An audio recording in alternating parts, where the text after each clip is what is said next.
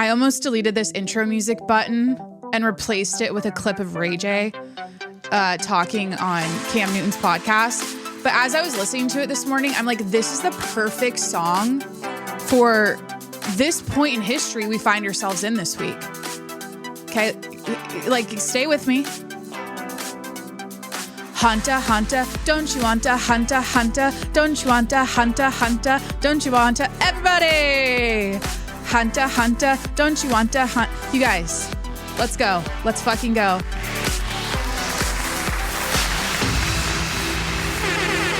Hunter!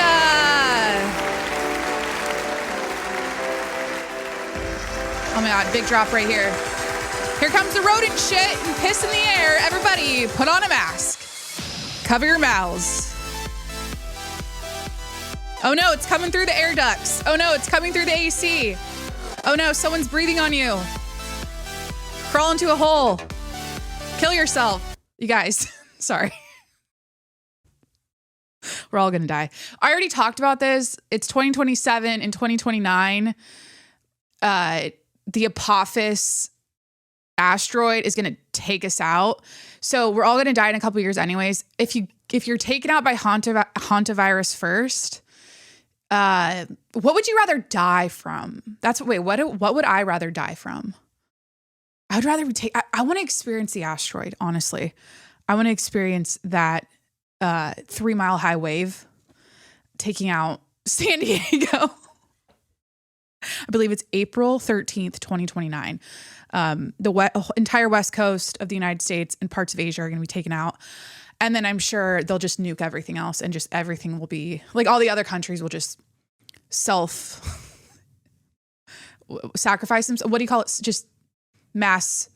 Let's just suicide our country. Everyone just dies in solidarity with the West Coast and parts of Asia. So you guys, we are in a hilarious time of history.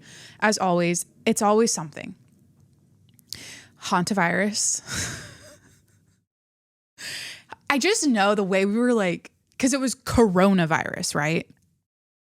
Now it's Hantavirus. I'm not comparing the two. I'm not saying we're going to have a worldwide pandemic again. I'm not fear mongering. I'm not panicking. I'm not freaking out, but I'm having fun with this. Okay. This is a comedy podcast as someone who's not a comedian, but likes to have fun. Okay. And share the good, the good news of the world in a facetious way. Okay. I just know, like, if this becomes something, it's going to be Hanta. It's not going to be COVID, the slang for coronavirus. It's going to be Hanta. And I just think this is, here's my thoughts on how this spreads as someone who has a rodent-sized like brain, honestly, about like I'm talking out of my ass. I really don't know much about this, but I feel like from what I've gathered, it originated in Argentina in the 90s. What country did this start in? There's strains in the US, actually, Canada, Brazil, Paraguay, Bolivia, China, and South Korea. And then parts of Europe like Germany and Finland. Okay. So it's not just in Argentina and Chile. That's where the Andes mint strain is found. The Andes strain. But from what I've gathered, this is spread from rodents, rodent poop and pee and saliva. And so what I was thinking about, I'm like, okay, so it's not like you cross paths with rodents every day when you're walking around Argentina, Chile, all these other places, right? Where this spreads.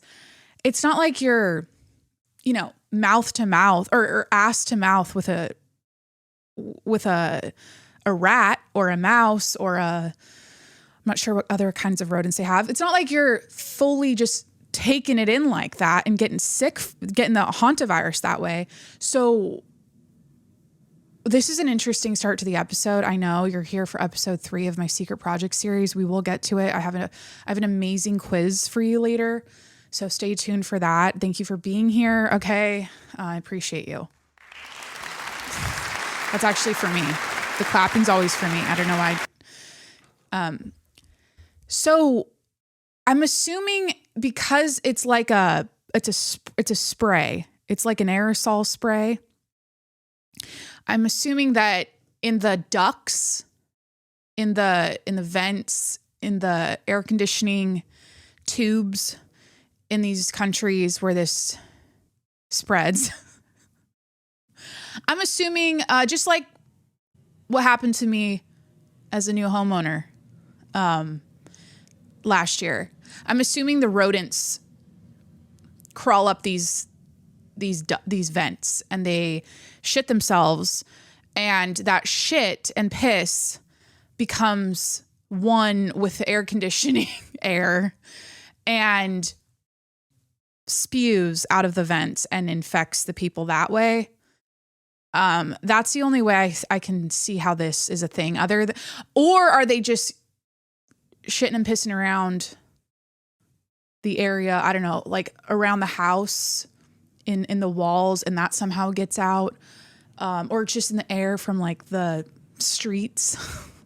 I don't know. Okay, you guys, we had all of our ducts and vents. We just recently got our dryer vents unclogged. I told that story about the handyman that came over that I had to deal with. I did that a few podcasts ago. Okay. And there was they unclogged our dryer vents because I almost caught our house on fire running a load the other month. Okay. And then last year we had our entire AC redone. And upon doing that, we discovered that we also had some rats and their decomposed bodies and their shit permeating the tubes that we were fucking breathing in. Okay. So, too early for that we were breathing in. So yeah. Andes, the strain Andes is the one that these poor people, I think 3 have died, have been stricken with, the Andes strain. And it's special because it's the only known hantavirus that can sometimes spread from human to another, from one human to another. This is a very rare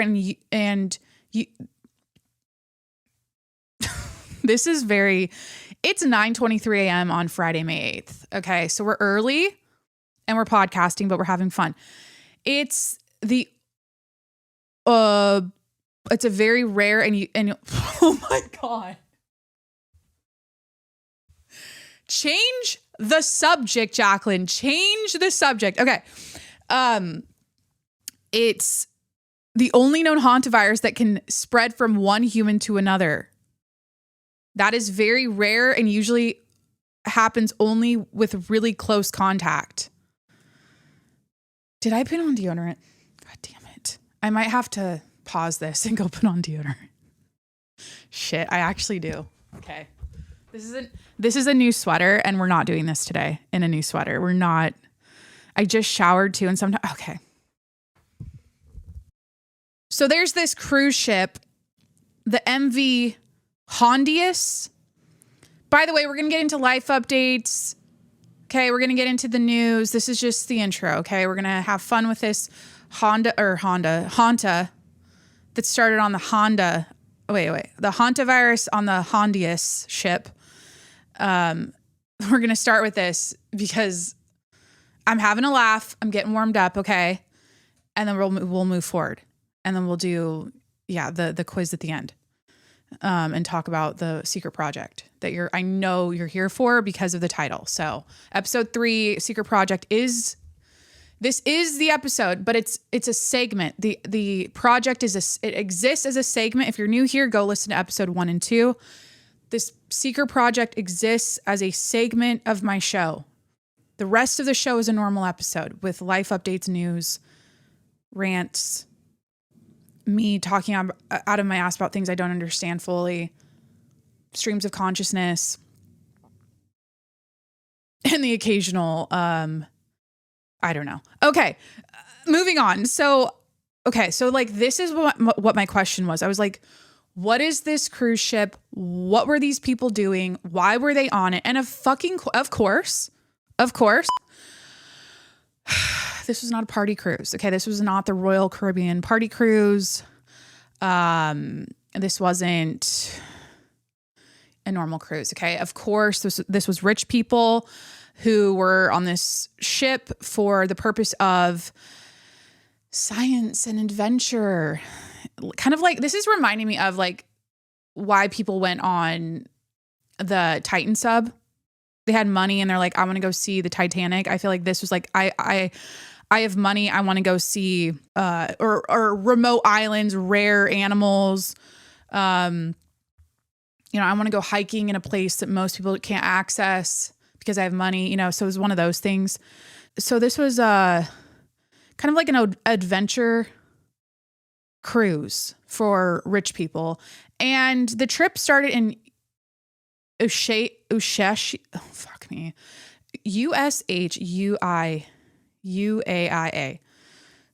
Ushuaia, which is one of the most southernmost cities in the world. So it's like Antarctica, basically. So they traveled through the South Atlantic and stopped near places like Antarctica, South. So one of the comments I got on a recent TikTok, and I laughed so hard. It was like the most real comment I've ever gotten. Because sometimes when I post clips, I'm just letting the AI do it and I shit post them and I'm like, all right, we'll just see how this goes as far as engagement and views and all of that. And this was it was about the Cheesecake Factory chicken tacos that I talked about last week. And it got a lot of engagement, a lot of views, whatever, ish. We broke 1,000. Okay. And the comment was literally this, like, probably this old dude. And he's just like, please go back to school. And you have no idea how much that pierced me in my stomach. Like I got a stomach drop feeling from that because I have a deep insecurity when I podcast that I'm literally that I do have a rodent sized brain and I'm not smart. And I'm like, I feel that way sometimes when I'm doing my thing here. Okay. So like, I'm not coming here as an expert, as the great Joe Rogan. He continues to say, what's the actual line he always says on his show? Don't listen to me. I'm an idiot. Or like, don't listen to what does he always say? There's like one line he always says. Yeah, I'm basically an idiot. I don't know. I'm a dumbass. Don't listen to me. I don't know anything about this. Anyways, so I'm spiraling because I couldn't pronounce Ushuaia. Ushuaia, one of the most southernmost cities in the world. So they went around Antarctica, South Georgia Island, Tristan da Cunha, moving on, St. Helena, Cape Verde. So whatever, these two poor old people died first, the husband and then the wife. She got on a plane with his body, I believe, not knowing she had it. They didn't even know he had it. And then she's on the plane with all these people going back to whatever country. I don't know. Was it Amsterdam? I have no idea. Anyways, and potentially infected other people on the plane. And then she collapsed at the airport, died the next day.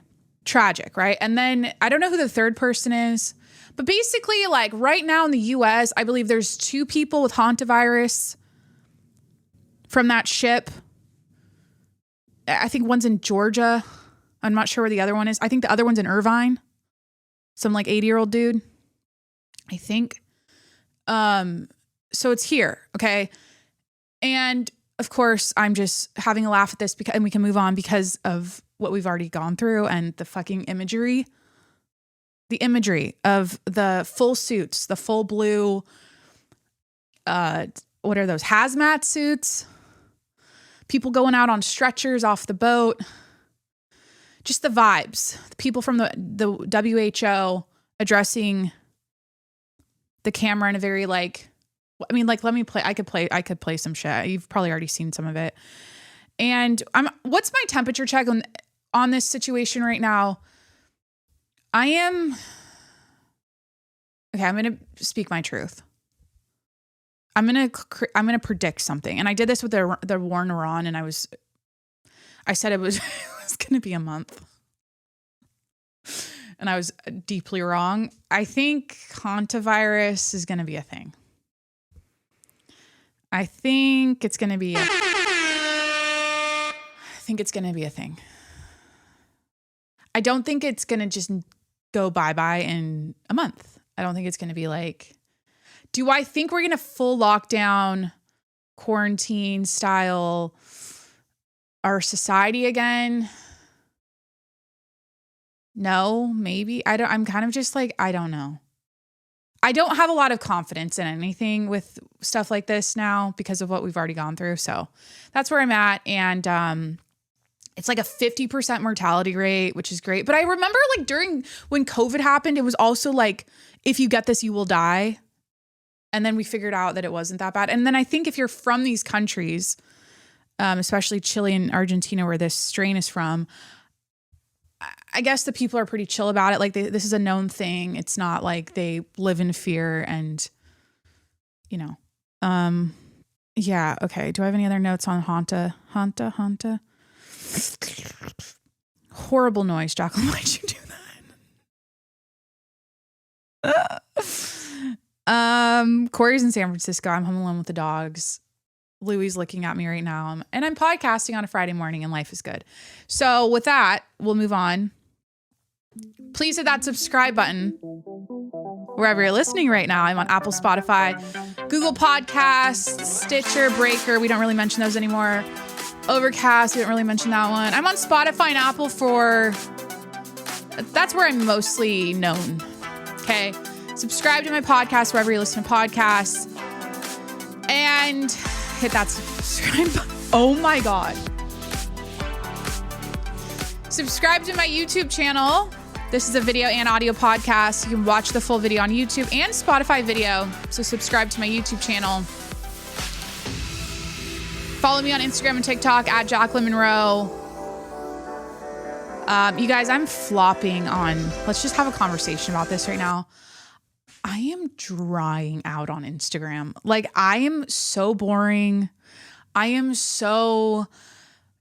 just dry and like uninteresting over here on my stories now.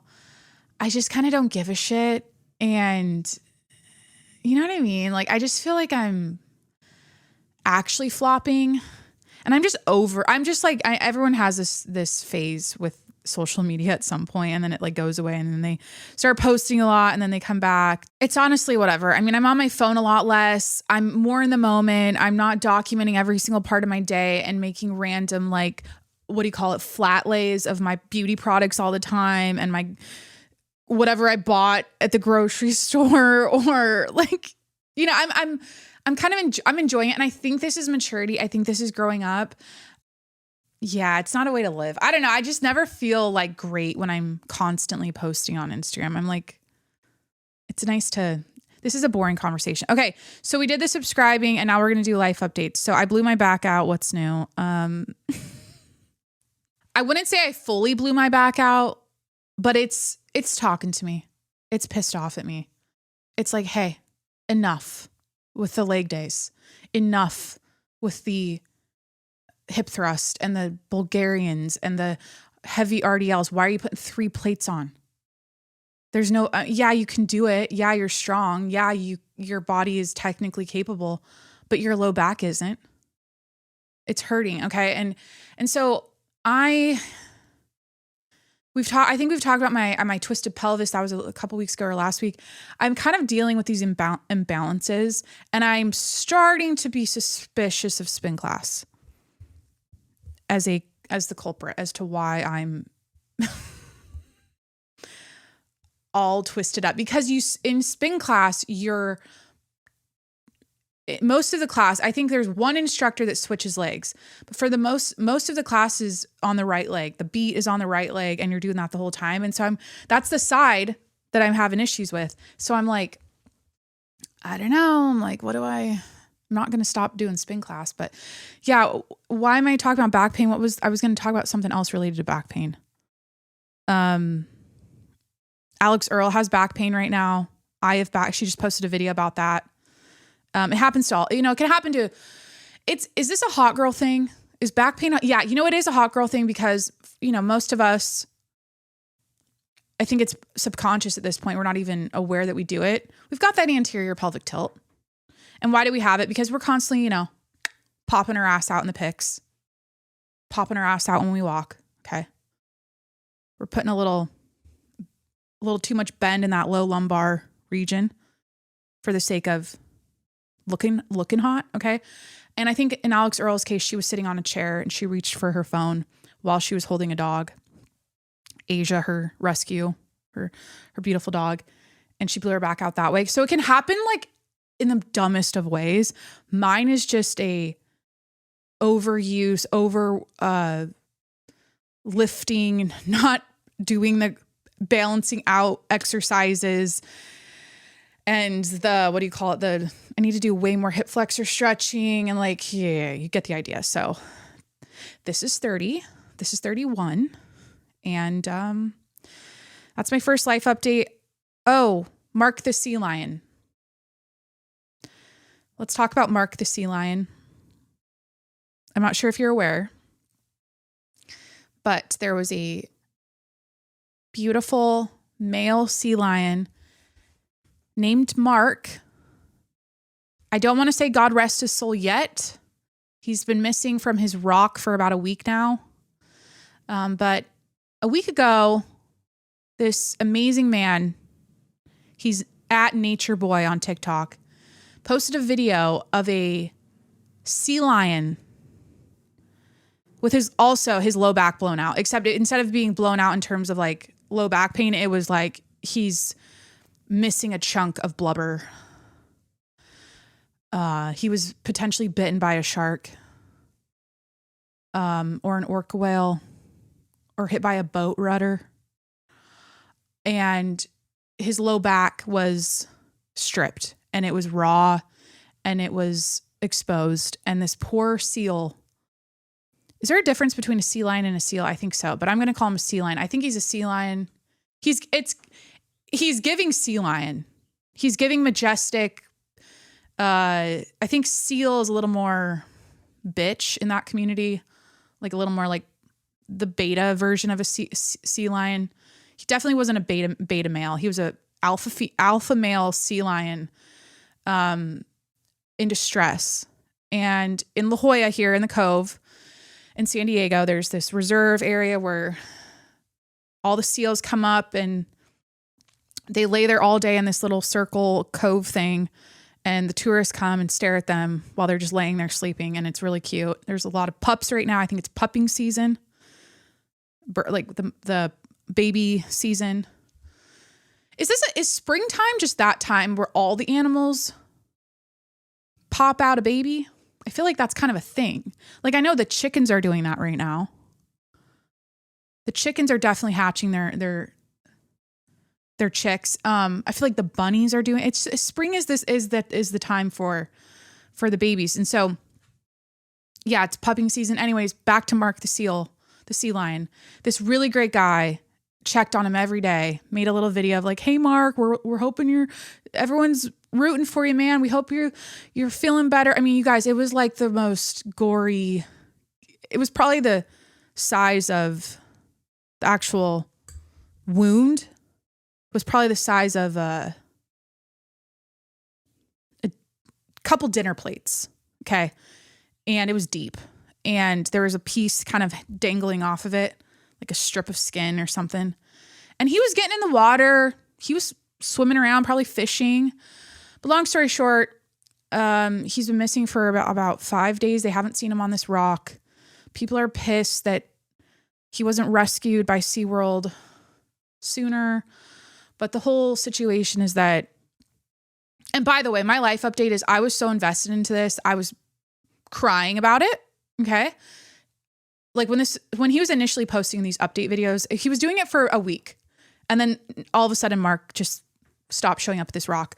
I was so invested. I'm crying about it, checking his posts every single day, reading the comments, looking for if anything is happening in terms of rescuing him or giving him some antibiotics, or I'm just constantly checking. And then we were in La Jolla the other night and I was like, Corey, drive me to the cove now.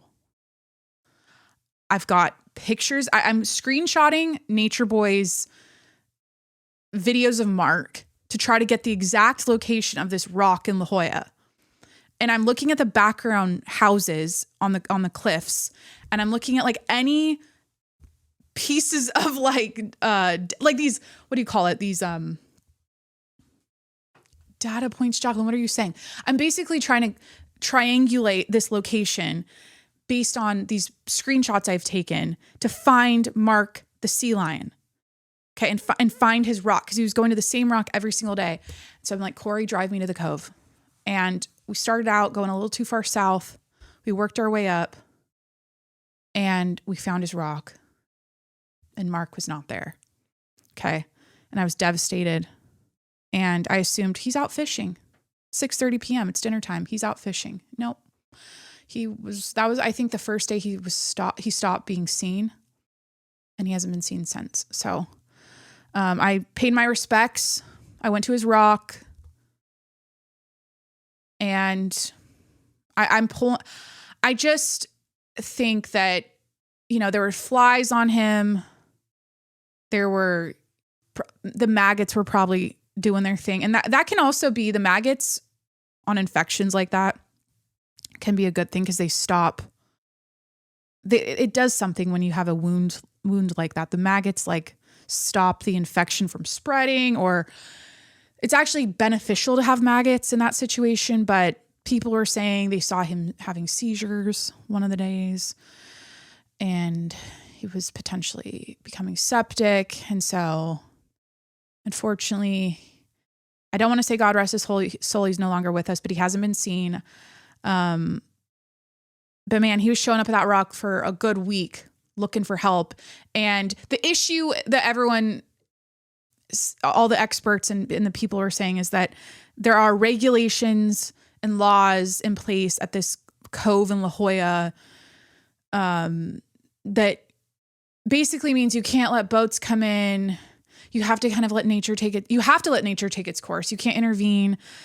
I don't know how strict that is in situations like this with this sea lion, because they do a lot of there's mammal or marine mammal rescue organizations that do this stuff all the time. But in this specific location, I guess it wasn't. They were waiting for him. SeaWorld put out a statement saying they're waiting for Mark to move to a different rock so that they can safely rescue him, which I think is a bunch of horse shit. I mean, I think that unfortunately, I think SeaWorld was the only organization that apparently in the area that could do something like this. And I'm like, look, I was willing to put my life on the line. And I was so invested. I'm like, everything's possible, right? In this world. We went behind the moon. Everything is possible. This sea lion could have been saved day one when this happened. And I know it's why do all that? People are making the point that look at all these people doing the most for a sea lion, yet they don't give a shit when, children are being, use your imagination, trafficked, that kind of thing. And they don't go to the ends of the earth to help that cause, yet they care so much about this sea lion. I get it, but I think day one, this could have been resolved, and he could have been, I know it's a huge sea lion. He's probably 600 pounds, but he was friendly. He wanted, you could just tell he was like, help me, I'm hurting. And, it was really hard to watch. And I feel like as the days go on, I think about him less and less, and that makes me sad. But a piece of me thinks that someday I'll go back to the cove and I'll see a sea lion with a huge scar on his low back. And I'll weep and I'll cry and I'll bawl. I'll fuck you. That would be a full circle life moment if I was to see. Because I know that scar. I know what it's going to look like if he makes it. And it's a great story, isn't it? Okay, you guys, Corey's in San Francisco. The reason I'm saying that, life update, we're moving on. Apparently, by the way, the orca whales really fucked this up for the sea lions because they came in, their pods came in, and that forced the sharks to do something. What would that force the sharks to do? Did it bring in more sharks because the orca whales are feeding on the seals? The orca whales feed. Oh my God, I swear to God, we watched a pod a couple years ago in San Diego off the coast. We watched them punt dolphins into the air. I think they were eating dolphins. And then all the dolphins were swimming really close to shore to like get away from the orcas. It was crazy. It was the craziest thing I've ever seen. So I don't know what they're eating. I think they're eating, I feel like orcas eat everything. Those are my favorite animal, by the way. Orca whales. Favorite animal. So it's hard. I don't like to hate on them, but I think that the reason why so many seals, because what I was going to say is that there are other seals. A lot of seals right now have shark bites. There was another seal close to Mark's Rock that this guy saw with a pretty gnarly bite. Not as bad as Mark's, but like, so it's a thing. And I guess there's more sharks in the area. This is why I don't get in the water, you guys. Like, I don't fuck with sharks. Okay. Did I finish what I was going to say about SeaWorld? Yeah, it's just a shit. It's like, boycott SeaWorld, fuck SeaWorld. We know that. We all watch Blackfish. Like, I can't stand that SeaWorld. I live close to SeaWorld here in San Diego, and it just pisses me off knowing what's going on there. And there's always like, it's just, I swear to God, like the other week it was like they had Jesse McCartney. Aaron Carter, he died. It was like Jesse McCartney, and then like, it's always like a Waka Flocka concert there.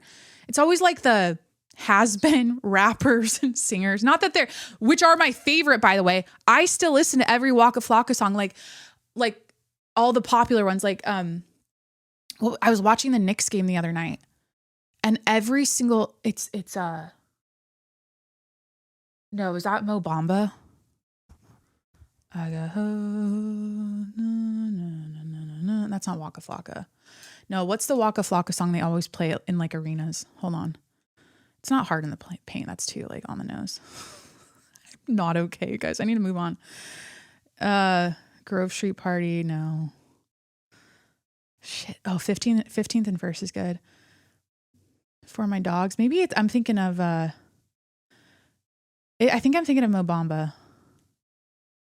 Mo Bamba, I think is the song I'm thinking of.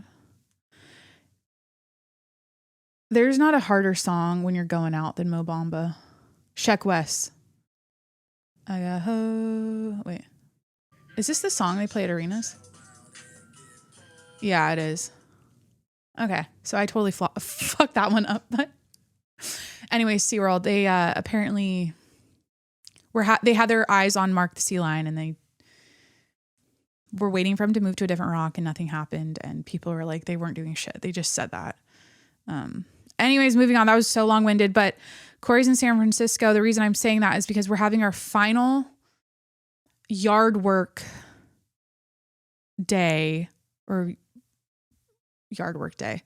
It's not yard work. They're building our lawn. We're building our backyard, our landscape architecture.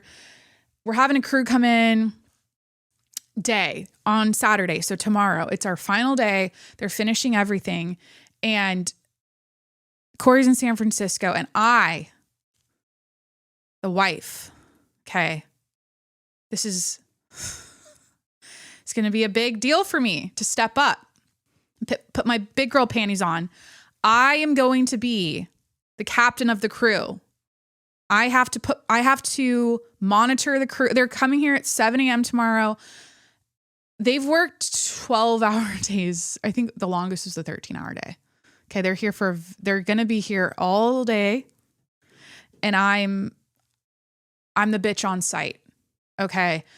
And I don't like watching them work. It bothers me. I know it's like, this is their job, and it's just hard labor. Okay. It's really hard labor, and it bothers me. Right. So I don't like to watch. I like to just show up at the end, and I'm like, wow, great job. Like, thank you so much.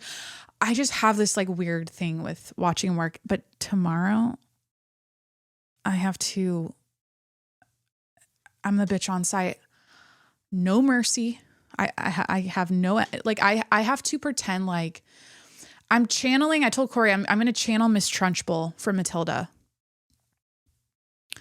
I'm going to channel Miss Trunchbull. And look, they're an amazing crew. They've fucked up a couple things. Okay. They did fuck up a couple things that they have to fix.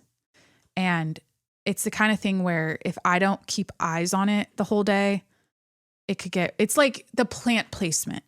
You know what I mean? Like if they don't put the plants exactly where they need to be, it's just going to be a shit show because there's like this rabbit wire. There's like this weed paper. There's rocks on top of that. And so once that's all laid over or laid around the plants, it's set, you know? So my biggest job tomorrow is telling them exactly where to place the plants. And I can't feel bad. I can't have like this thing like I've had this whole time because I think this is their 4th weekend coming. And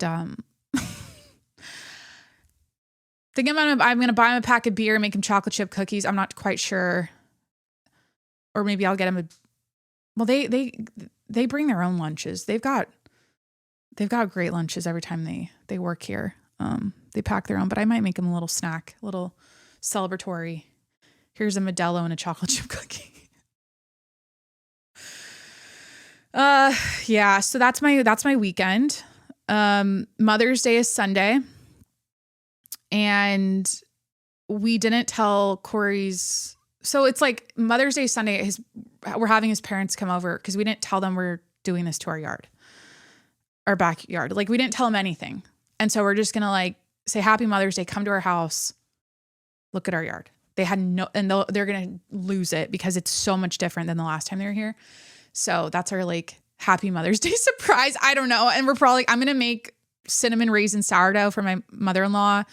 And Corey's gonna, it's his mom, right? So it's like his thing. He asked me to make a cheese board, so I'll be making a cheese board. And we'll just hang and then probably go get her favorite thing, which is a lobster roll. Close by. We'll go get a lobster roll and then we'll just go stare at the yard with them. He's like, we're going to make him come back when it's dark out so we can turn on the lights in the backyard and show him how the lights look. Yeah. So that's my weekend. Oh my God. Major life update. Next door. Okay, you guys. You know, if you don't know the lore about my neighborhood, our neighbors renovated their entire house. Full tear down, rebuild, whatever. What do you call that? Renovation, ground up build, but not whatever. They fully redid their house, put all this money into it, whatever. It took them like a year.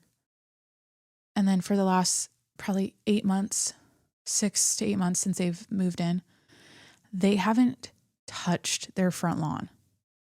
Like they haven't landscaped it, planted grass. They haven't weed whacked. They haven't done anything. Okay. So it's become an eyesore. It looks like a cornfield. Okay. It's waist high sometimes. Like the weeds get so tall. And they also like just aren't, they're just great people. Okay. But they just don't take care of their house. Like at all. Like it's like they build this new house and they just don't take care of it. They don't take any pride in it. Like nothing. And I told the story about how they had the housewarming party with like 50 people over and the front yard was a cornfield, like of weeds. And I'm just like, a weed whacker's like, you can get a cheap ass one for a couple $100. Like they're not. Anyways, it's just not the vibe, especially when it's right next door. You know what I mean? It's like if it was a few houses down, I'd have to see it every day, it'd be one thing, but like it's right next door. So the life update is some way, somehow. We weren't home, so I guess we missed it. We didn't hear any powerful, like a lawnmower. We didn't hear a weed whacker or anything. They weed whacked it. They cut it. Could have been a little shorter. I would have gone shorter if it was me. They like kept a weed that has flowers on it. So that was a choice. which makes sense for them. Like I'm like, you know what? Of course they fucking did. There's a weed with orange flowers that's kind of bushy. It's not a plant they planted, okay? This is just a weed. This is a beautiful weed that's close to their front window. They left that as a decor feature or whatever within this weedy front lawn. They decided to leave that. And we'll see what the future holds, but they have a young son. I believe he's like 12. He should be out there every fucking weekend with a lawnmower pushing that lawnmower and I mean, that's what I'm happy they did it. I'm happy it's weed or it's shorter now and it's cleaned up, but I'm like, please. Okay. I hope that was phase 1. I hope phase 2 is you're going to rototill this. You're going to plant some grass. You're going to put down some sod. Better yet, turf. We're thinking about offering our extra turf from our backyard to them. And then I thought about it. I'm like, Corey, no, we can't do that. Cause you know what they'll do? You know what they'll fucking do? They'll just roll it over the weeds. They'll just like patchwork. They'll just like lay it over like a area rug. Like that is what will happen. Like 100%. I have no confidence that they'll do it right. So I was like, do not offer the turf. So anyways, that's the neighborhood life update. I can move on. I went to UPS. Why did I write that? Oh, you know, when people like you're standing in line, I don't know if I should tell this story because it's negative. You immediately just go, they're an annoying person. Like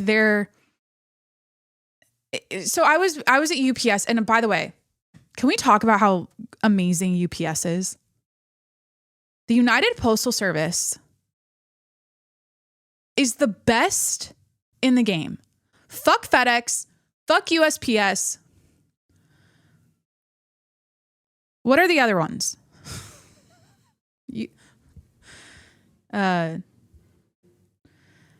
Yeah. So DHL, I don't know. Best in the game. They'll even ship your USPS stuff for you. They're like, hey, we can't give you a label for it or a receipt or whatever. So take a picture to show that you actually like dropped this off somewhere or like it, whatever. You can. Anyways, that's what I love about them. They're like, you don't have to go be in the hell of USPS. You can just do it here. So I love them for that. But anyways, I was at UPS and I love the Amazon returns set up at UPS. That's why I was there. I was doing Amazon returns.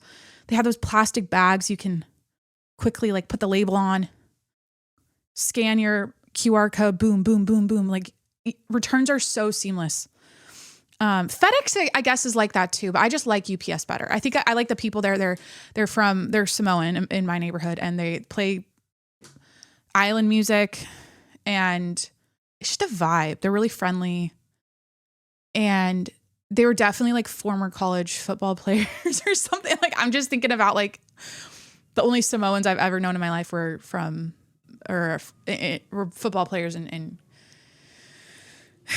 in college. One of them, by the way, like there's like a couple from my college that are full on like playing in the NFL and like doing well. So that one of the games I was watching last season, I was like, wait a minute, I know that name. Wait a minute, I know that face. Oh my God, I partied with him. Oh my God. And then it was the guy and I was like, wow, he's still going. So I'm at UPS standing in line because one of my camisoles I bought recently, the thing is, and we need to play some content here to break up my voice because this goes with the camisole I bought, like this video. And sometimes the outfit is titty. You know, sometimes the outfit is just breast. You understand what I'm saying? The pièce de résistance, the focal point, the main attraction, you know what I mean? The guests of honor is tit. Have you considered that? Have you thought about the fact that sometimes the outfit is just tit? And okay. On that note, all the outfits I put on are just tit. I can't help it. It's so difficult. Okay. The sweater I'm wearing today, it's like, unless I'm wearing a fucking sweater, the outfit is giving tit. And I don't do high neck anything anymore because I learned about my kibby body type, and high neck is not flattering on my body type, my inverted triangle soft dramatic frame. Okay. And so I'm wearing a lot of like scoop neck, V-neck, whatever. So I bought this camisole from Bravissimo, I think is how you say it. Now, I bought it with the intention of, I was on the hunt. Oh my God, excuse me. I didn't talk about my beverages today. I'm drinking a Spindrift, a grapefruit Spindrift, and a plain water. Okay. Did I talk about my lip gloss or anything? I didn't. I really didn't do that. I didn't set the scene. I'm gonna actually put on more lip gloss. I'm wearing this new golf sweater from For All. It's like a retro. I think it's called their Harvard half zip sweater. Okay. Really cute. Oversized. Love the little sleeve detail, little sweater detail. Okay. So cute. My hair's still wet from the shower. It's slicked back like Hailey Bieber, and we are looking cute. Okay. So Bravissimo is this website, I think it's basically for like D cup and above, which means you're either, it's for the plus size community. Honestly, I think it's a great option for bras and like tops for women with larger chests in the plus size community. I think that's like who they market to the most. I'm plus size in the chest, but not in the body like that. And so long story short, I was looking for a cami with a built-in bra with underwire. Okay. And I was like, I know this exists. I'm going to find it. And I found it on Bravissimo and I was so excited. I'm like, oh my God, I don't have to wear like, cause I don't go no bra in a cami, especially like if I want to go out in public, like I'm putting on a bra under my tank top. Okay. And I hate strapless bras. I hate sticky bras. Like it's a whole thing. Okay. And especially because I want a dainty strap. I want a dainty camisole strap. I don't always want a thick strap where I can hide my bra strap, right? I want a little skinny strap. So,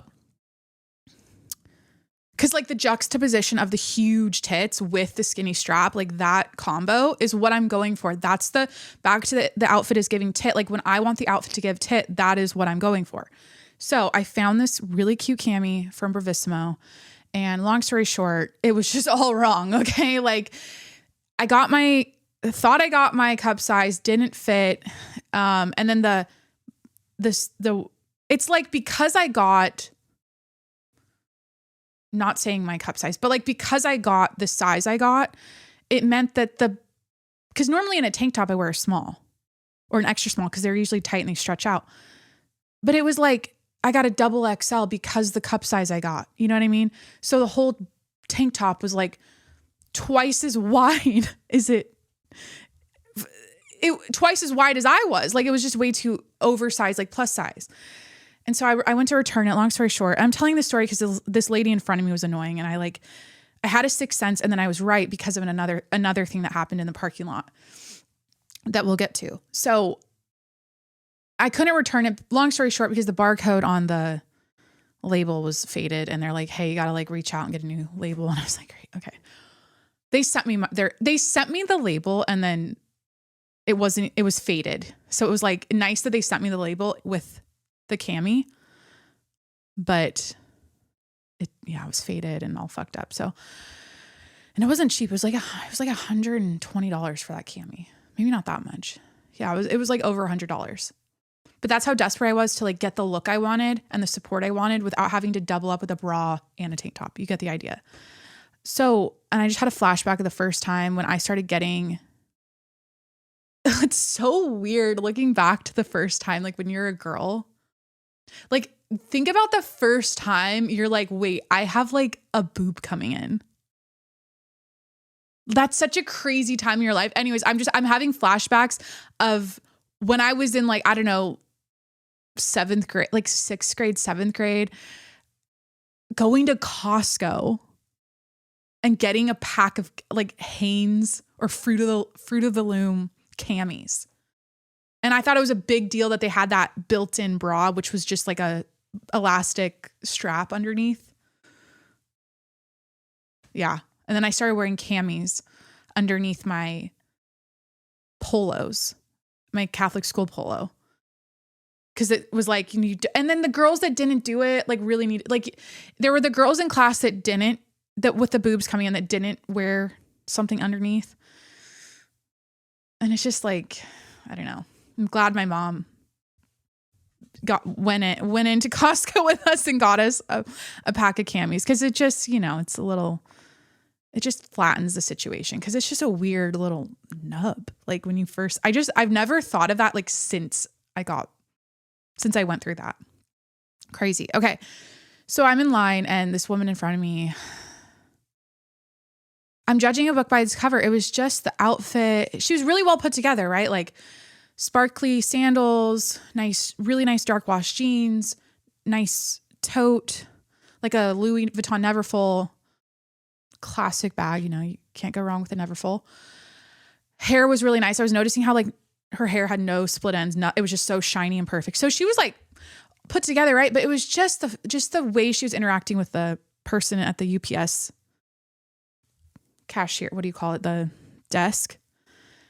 And I was just like, she doesn't get, like, this is a simple process. You come here with she didn't have a box. She shows up with the thing. It literally looked like she was returning mason jar lids. Like she shows up, and this is why I was annoyed. It's clanking around and she's coming to the front. She like pulls them out of her tote, this pile of like 10 lids, and like clanks them down on the counter. She doesn't have a label.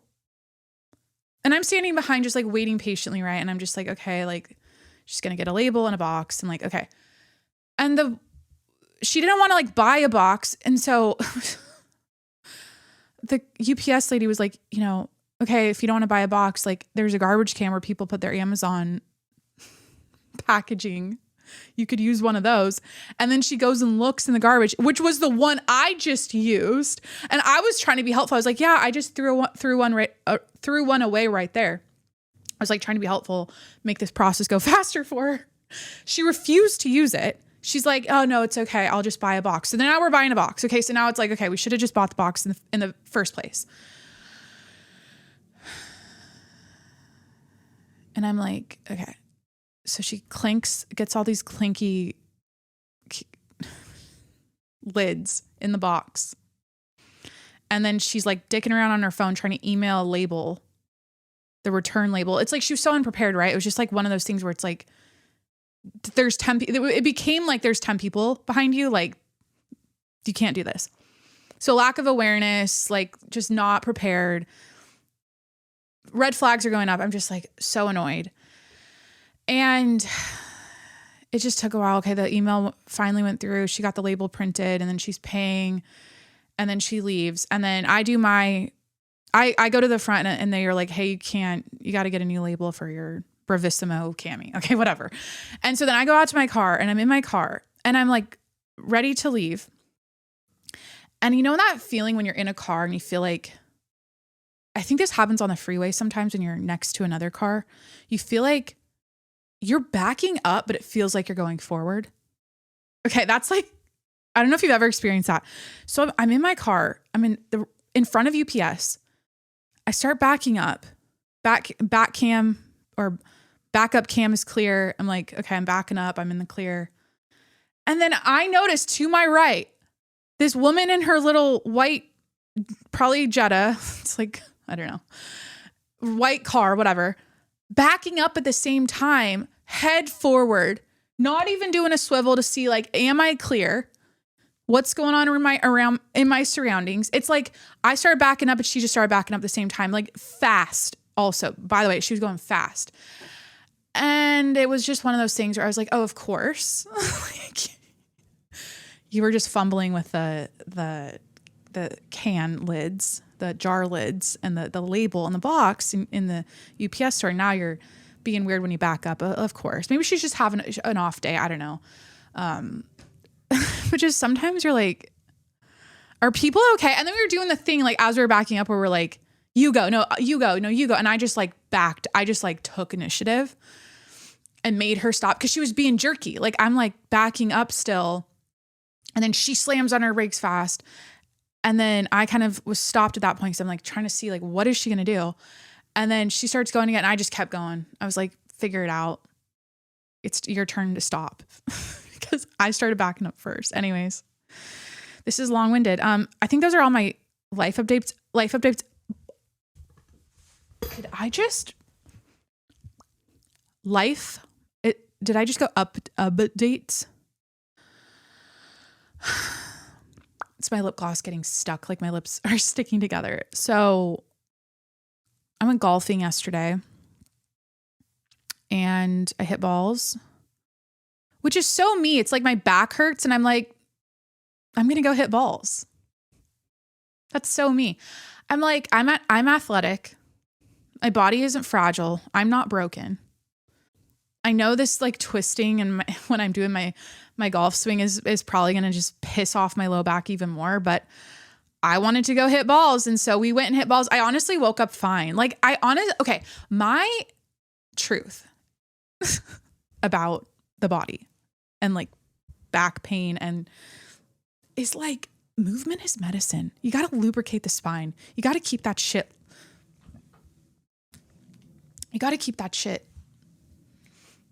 Moving. You can't, when you sit down and you stop working out and you lay around, it stiffens you up. It makes it worse. So I'm just like, hey, maybe this will help. And I feel like it didn't make it worse. I woke up fine. It still hurts a little bit, but not like, oh, I went golfing yesterday and I ruined my back. So anyways, I went golfing. I went to the golf mart after, which is like the candy store of of golf. There's so much there. I could spend hours in the golf mart. And yeah, I got this sweater. Cute. And I got Corey a new polo. And life is good. Okay, so we need to move on. The Met Gala happened. The theme was costume. Fashion as costume or costume. What exactly was the theme? Costume. I just typed in Costco. Met Gala theme. Yeah. Costume art, which, okay. So the 2026 Met Gala theme is costume art, which explores the centrality of the dressed body through art history, paired with a fashion is art dress code. The theme celebrates fashion as an art form, highlighting the intricate relationship between clothing and the human form, as featured in the Metropolitan Museum of Art. So that's why everyone was dressed with those corsets and like the bodice things, and the fucking Heidi Klum was a literal statue. You guys, the Met Gala wasn't always this costumey. If you look back at, I know everyone looks back at the 90s so fondly and they're like, oh, the 90s, everyone was hot and normal and they didn't have filler and Ozempic face, and it was just like class, you know what I mean? And so when you look back at Met Gala dresses and what people wore back then compared to now, it's like, it's just, again, class. Like now it's just freak show. Like let's do the wackiest thing possible. Let's literally dress up like it's Halloween, which is what Heidi Klum did. Yeah, now people are dressing like it's Halloween to every single Met Gala. It's too much. It's just gone. And I'm not one of those people that's like, how could the Met Gala is so out of touch in these times. People are struggling and these wealthy people are just flaunting their wealth and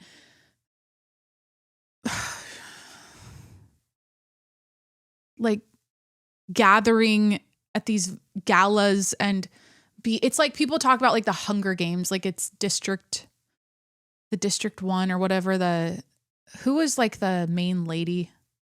They dress in these really like avant-garde, over the top outfits in the Hunger Games, kind of like the Met Gala-esque. Okay, it was like very, the makeup. And then there was the peasants, the people of District 12 who were like starving. Okay, so that's what people are like comparing this to. And I honestly have to say that I don't give a shit about people showing off their wealth, celebrities doing it. I don't care that Jeff Bezos and why can't I say her name? Whoa, Jeff Bezos. Why? Yeah, why can't I say her name? I know her name.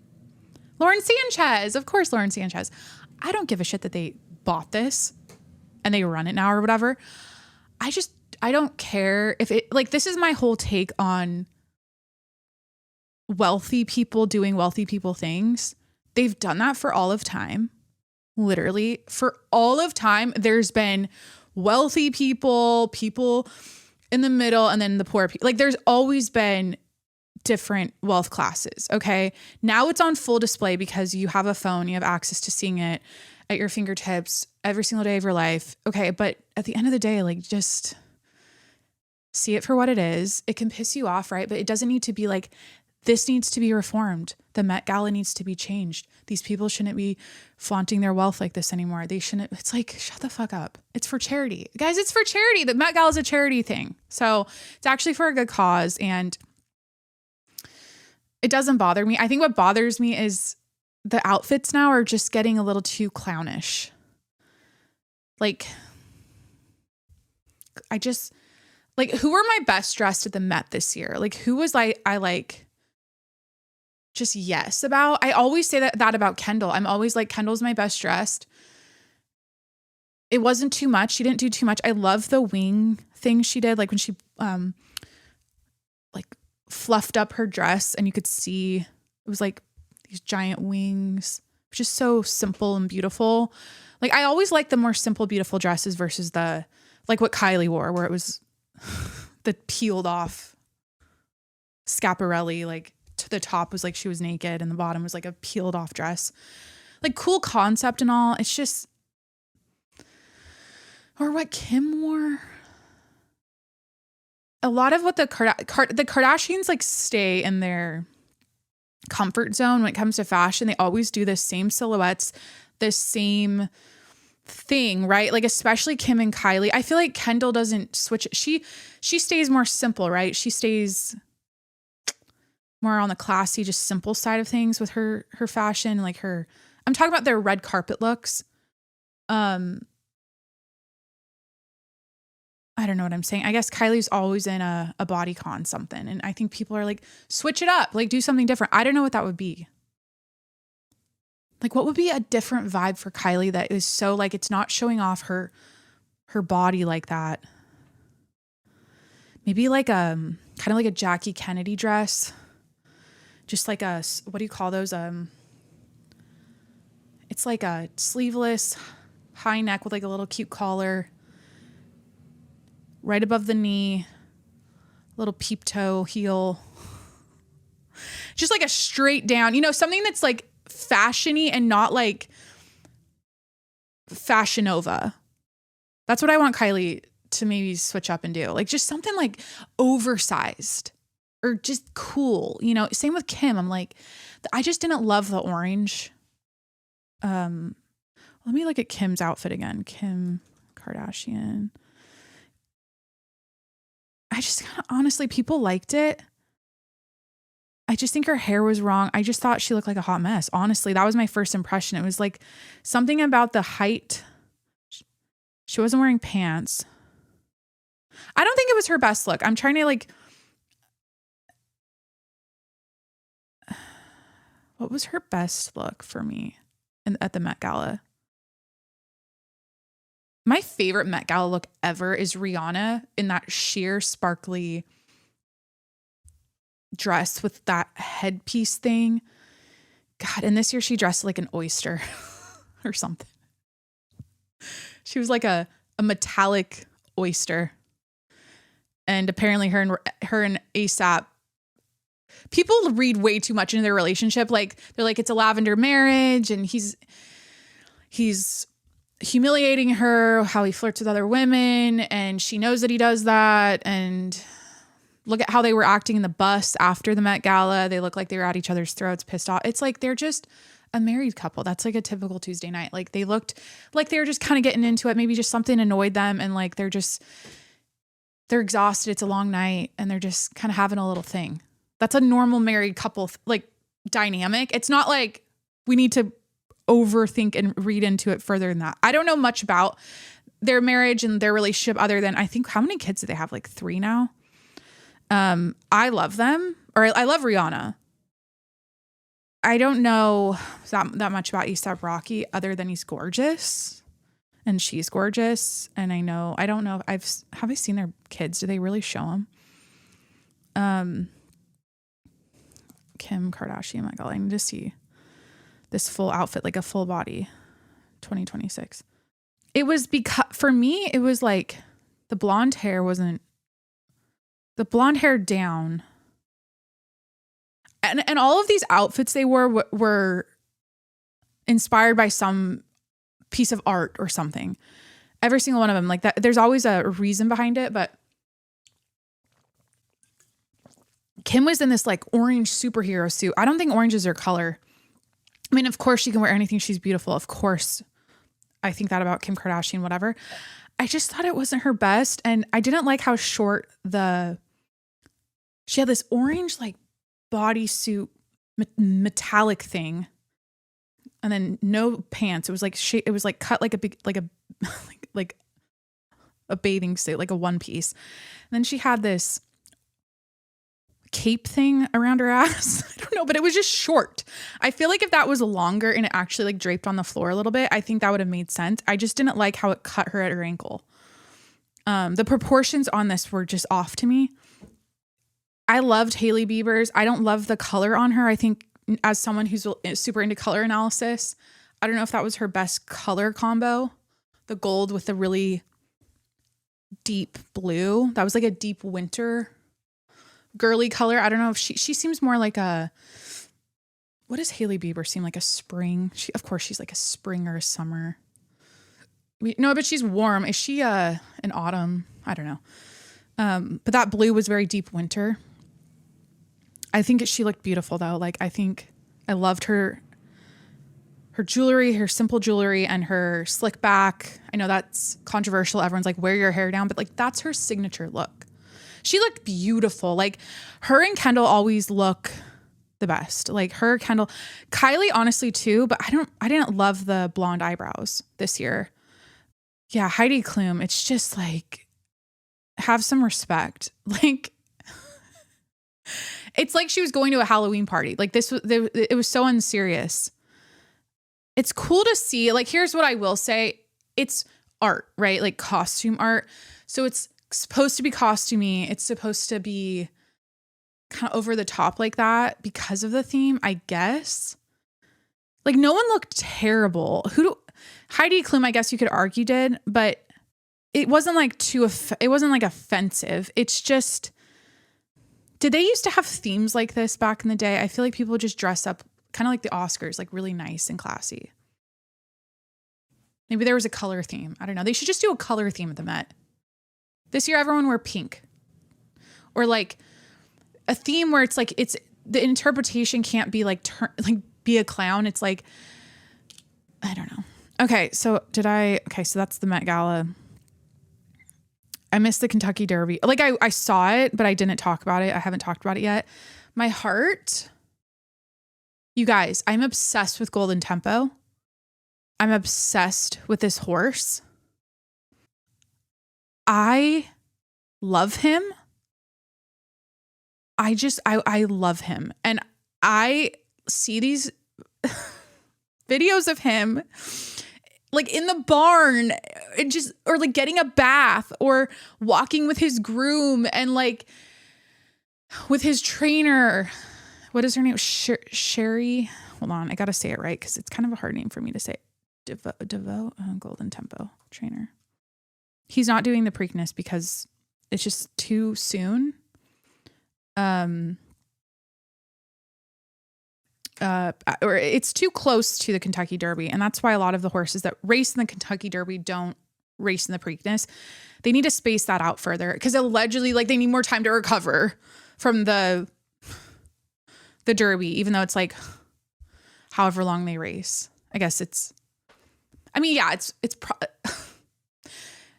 that's the thing about horse racing. I've kind of turned a corner on because I used to be like, this is animal abuse. This is so fucked up the way they immediately euthanize them if they trip or whatever. Like, it's sad. Like, a lot of horses die every year. I think the number is getting smaller and smaller. Shit happens. It's not great.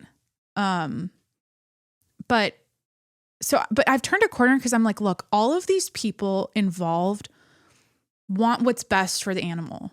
And like, I really believe that. Like, they're doing the best that they're trying. It's an athlete to them. Like, they're like, we're going to feed them perfectly. We're going to exercise them perfectly. We're going to let them rest enough. We're going to strap their legs perfectly or whatever they do. We're going to like take tender loving, like care, like treat this animal as tender loving care because we want to win this race. We want to make a fuck ton of money off this horse.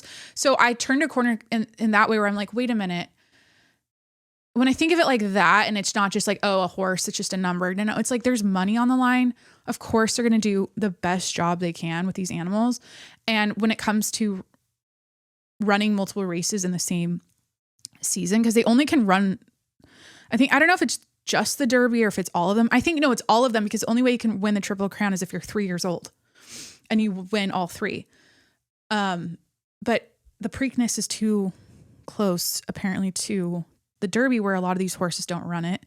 And then because of Golden Tempo's, the type of, they call him a closer or whatever, like he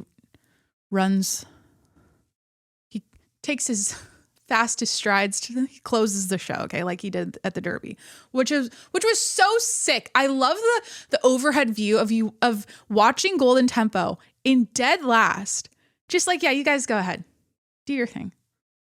And then over time, he starts creeping up, takes you outside, finds a lane, just goes boop,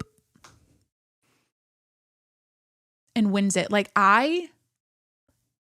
it's such a great story. It's such a great story. The fact that Cherie DeVaux, that's how you say it, is the first female trainer to win the Derby we love herstory. We love women. We love women in sports. We love women winning. So that's amazing for her. And she's so chill about it. She's like, she doesn't want it to be a big deal, I guess, that she's a woman, that it's like she doesn't want that. It doesn't seem like she's, you know what I mean? Like, she's just like gracious and like, she's very normal. I like that about her. Like when she does these interviews about Golden Tempo, like I can play one here. She's just really like, I love the way she talks about it. I'm not big on giving a whole bunch of instructions to any of the jockeys, and all I said was, last time you commented that the horse wants to run inside, but there's a lot more traffic, so don't overthink it. Just, if you can get out, just get a clear path and make a run. If you get out, and you get a clear path, make a run. It's exactly what Golden Tempo did. She's just chill. I like her disposition. I think it's an amazing story. I'm trying to think of how she came up, like her story. I think here's the guy telling the story. She was a pre-med student, then dropped it to walk hot horses around a racetrack for almost no money. 5 years under one trainer, 8 more as an assistant to another. 13 years before her name went on a barn. 152 years of the Kentucky Derby. Only 17 women had ever saddled a horse in a race. 0 had ever won. Yesterday, Cherie DeVaux entered her first Derby horse, a 23-1 long shot named Golden Tempo, who started the race in dead last and won the Run for the Roses at the same track where she got her first job 22 years ago. Creators, the grind isn't 18 months. It's 18 years. She didn't ask the Derby for history. She just kept showing up until history had no choice. You guys, this makes me emotional because I'm a podcast host who's like on year 6, and when I saw him or when he said it took her 13 years to get her name on the side of a barn, I'm like, I'm on year 6. Like, I'm just getting started. I'm so just like Cherie DeVaux. Cherie? I think it's, Cherie. Just like Cherie, I'm very chill and I'm very measured about what I'm doing here. And I love like the long game of this podcasting thing I do. I think, or I'm in it for the long haul, right? And I kind of, I know that's going to be the path for me. And I think that stories like this just give me hope. I don't know. Cause you know what it is? It's that when I see a story like this, I'm like, she does it for the love of the game. Sure, it's nice she's the first female trainer to win the Derby, but like she truly like loves her job. She loves this horse. Like it's her passion, you know what I mean? And so the people in this life that do things for the love of the game and pure passion, not everyone, but I would say that the pattern I've recognized is that over time, those people become wildly successful. They've stayed the course. They've stayed the track. Okay. They've stayed. Yeah. And it works out for them eventually. I mean, that's just my mantra. That's what keeps me going every day. And I don't overthink that I should pivot and do something different and change my career and not do podcast. No. I'm just like, hey, once I see that, what did she say? That opening, I'm going to make a run. You know what I mean? That's how social media growth happens. It's very steady, slow growth, and then boom, exponential growth. Like something will pop you off and then boom. That's what happened to me on TikTok. One day I put chicken in a crock pot. The video got millions of views. And the rest is history. Had nothing to do with the fact I'm a podcast host. It was just like I put chicken in a crock pot. You know, so yeah, I love this story. I just love Golden. He's so beautiful. Horses. Like now I'm on horse TikTok and horse racing TikTok and horse riding TikTok, horse people TikTok. And I'm like, damn, I want to get back into it. Like I just like fucking love horses. And he's so beautiful. His eyes, like when he looks and you see the whites of his eyes, oh my God, I could cry. He's so beautiful with his cross on his forehead. The thing is though, okay, so who was American Pharaoh so Secretariat, how many, okay, wait, Triple Crown winners, hold on. Let me get the history here, right? So I swear it was like since 1973, no one had won the Triple Crown until American Pharaoh. Am I getting that right? Or 1978. Okay, so there's only been what, 17? Or excuse me, only 13. So only 13 horses have won the American Cripple. No. Only 13 horses have won the American Triple Crown. So that includes the Kentucky Derby, the Preakness Stakes, and the Belmont Stakes. And it's the most recent winners are Justify and American Pharaoh. So 2018 and 2015. But American Pharaoh won in 2015, but before that, the last Triple Crown winner was Affirmed, the name of the horse, in 1978. Secretariat was 1973. The first horse to win the Triple Crown was Sir Barton, 1930. Gallant Fox, 1935. Omaha, 1937. Oh, this is a great name. War Admiral. Great name for the times. 1941, Whirl Away. 1943, Count Fleet. 1946, Assault. Great name. Oh my God, Assault is such a great name for a horse.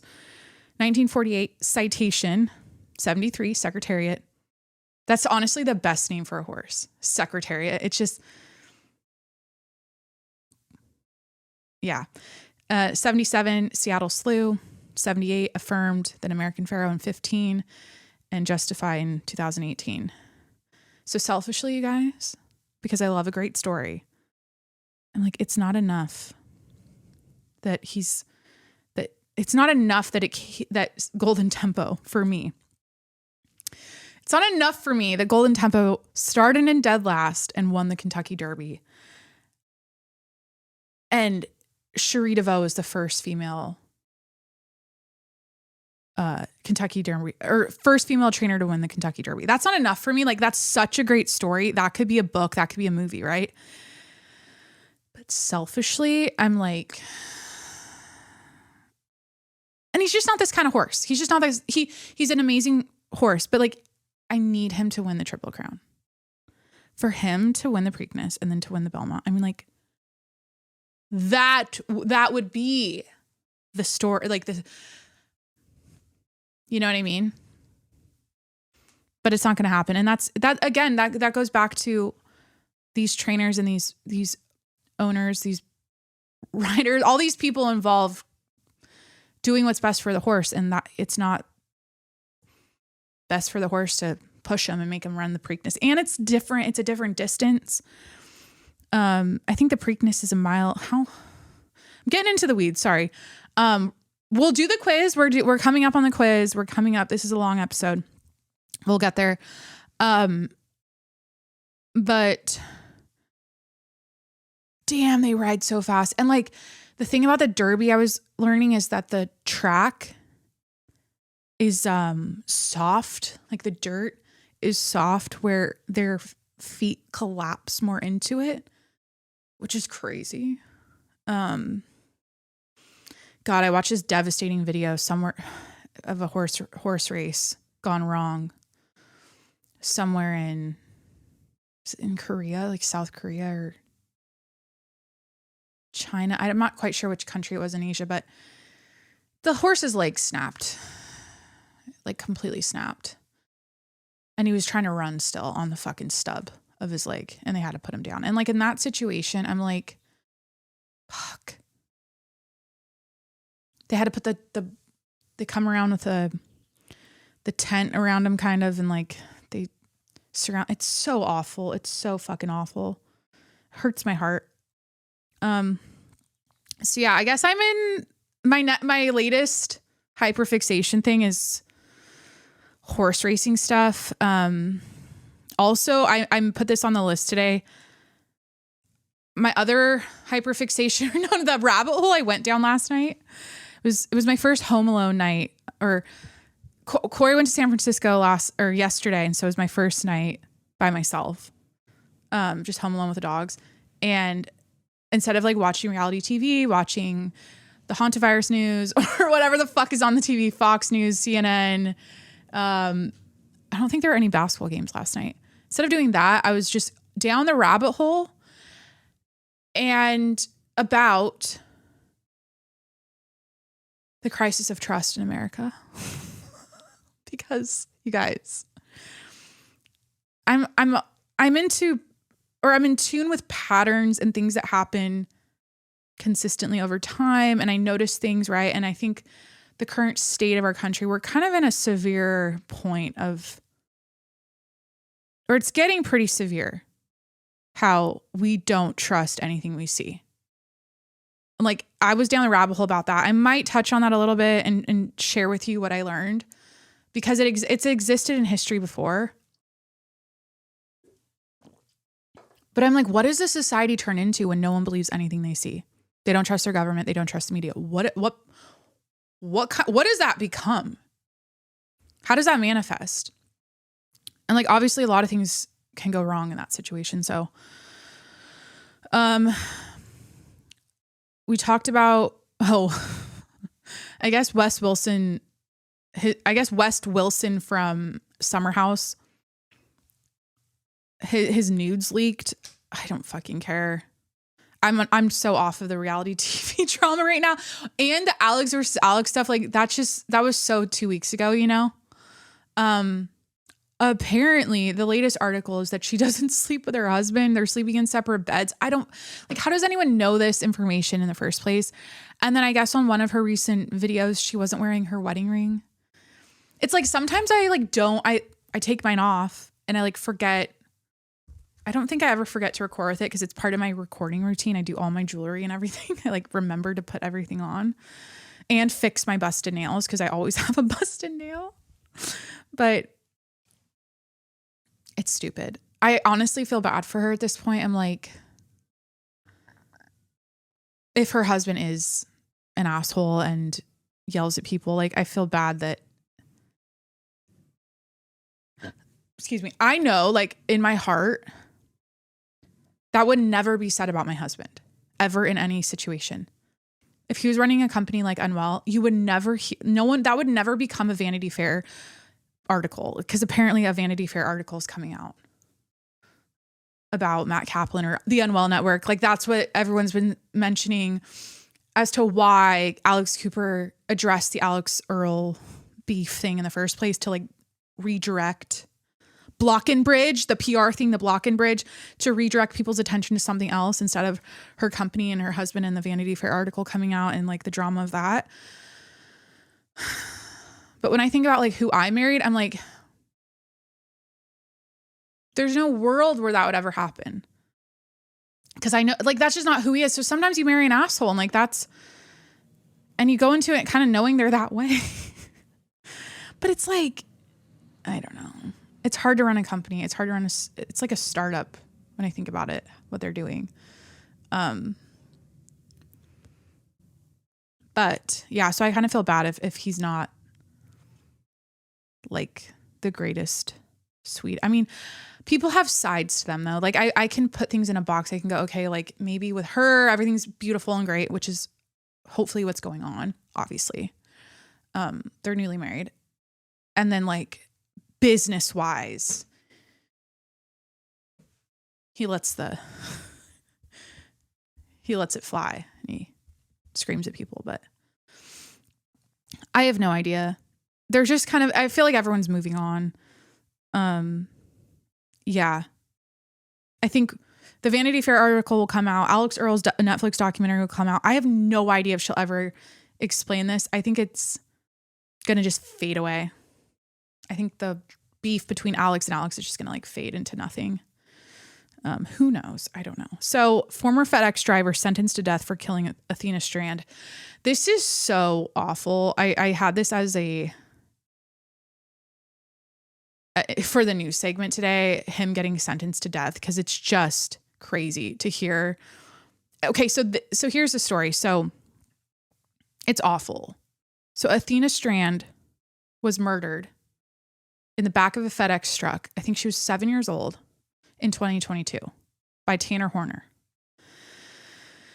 former FedEx driver. So he kidnapped, she was 7. So he kidnapped and killed her after delivering what would have been her Christmas present. And he pled guilty. Okay. And then he was just sentenced to death.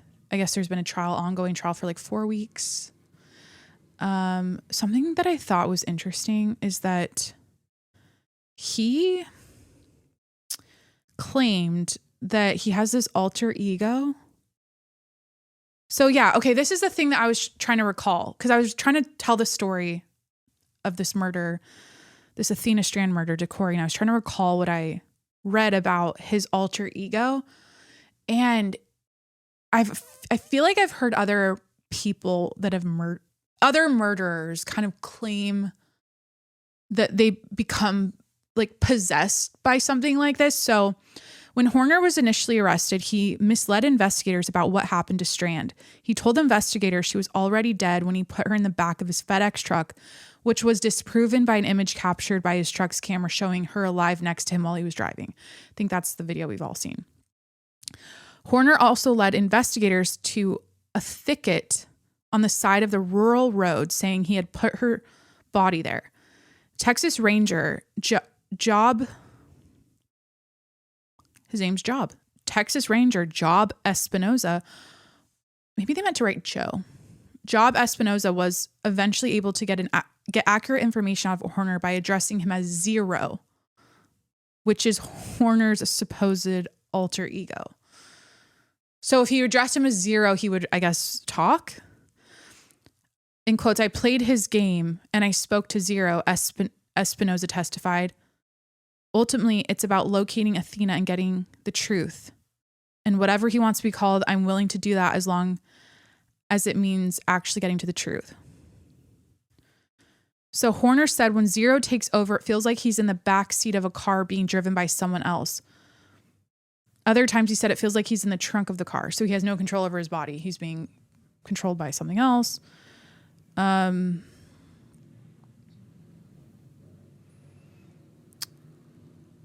guess so Tanner Horner was bullied as a child, is on the autism spectrum, and had a high exposure to lead that may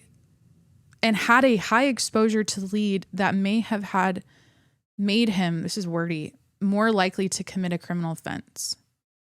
High exposure, I'm not sure what that means. He also had a history of child sexual abuse allegations and was seen on video telling young Athena Strand to take her clothes off before. Yeah, it was horrible. I can't even read that. But anyways, here's him getting sentenced to death. It's just crazy to hear the judge like utter these words. It's in Texas. So by the way, as he should. And I hope that the inmates do their job. Read between the lines.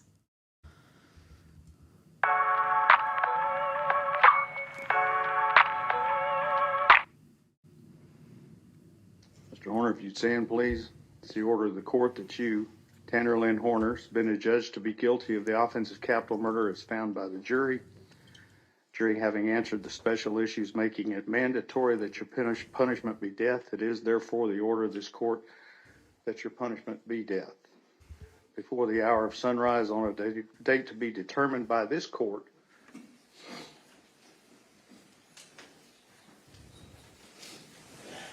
what he took from this world was not just a child. I can't watch this. The dad. The other video I watched was more in depth about like the injection. Like he'll be lethal injection, you know. I think it's this one. Mr. Horner, if you'd stand, please. Yeah. The order that is therefore the order of this court that your punishment be death. Before the hour of sunrise on a date to be determined by this court, upon a mandate of affirmance issued by the Texas Court of Criminal Appeals at the State Penitentiary in Huntsville, Texas, you will be caused to die in accordance with the rules and regulations established by the Texas Department of Criminal Justice until you, said Tanner Horner, are dead. Damn. It's dark. I just...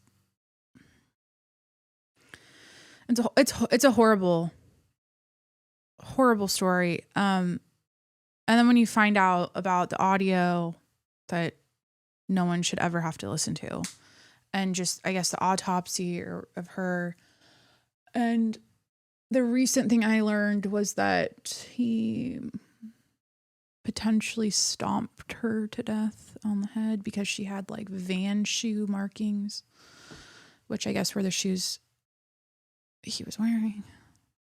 So, and like, and the dark part, like the horrible part, it's all bad.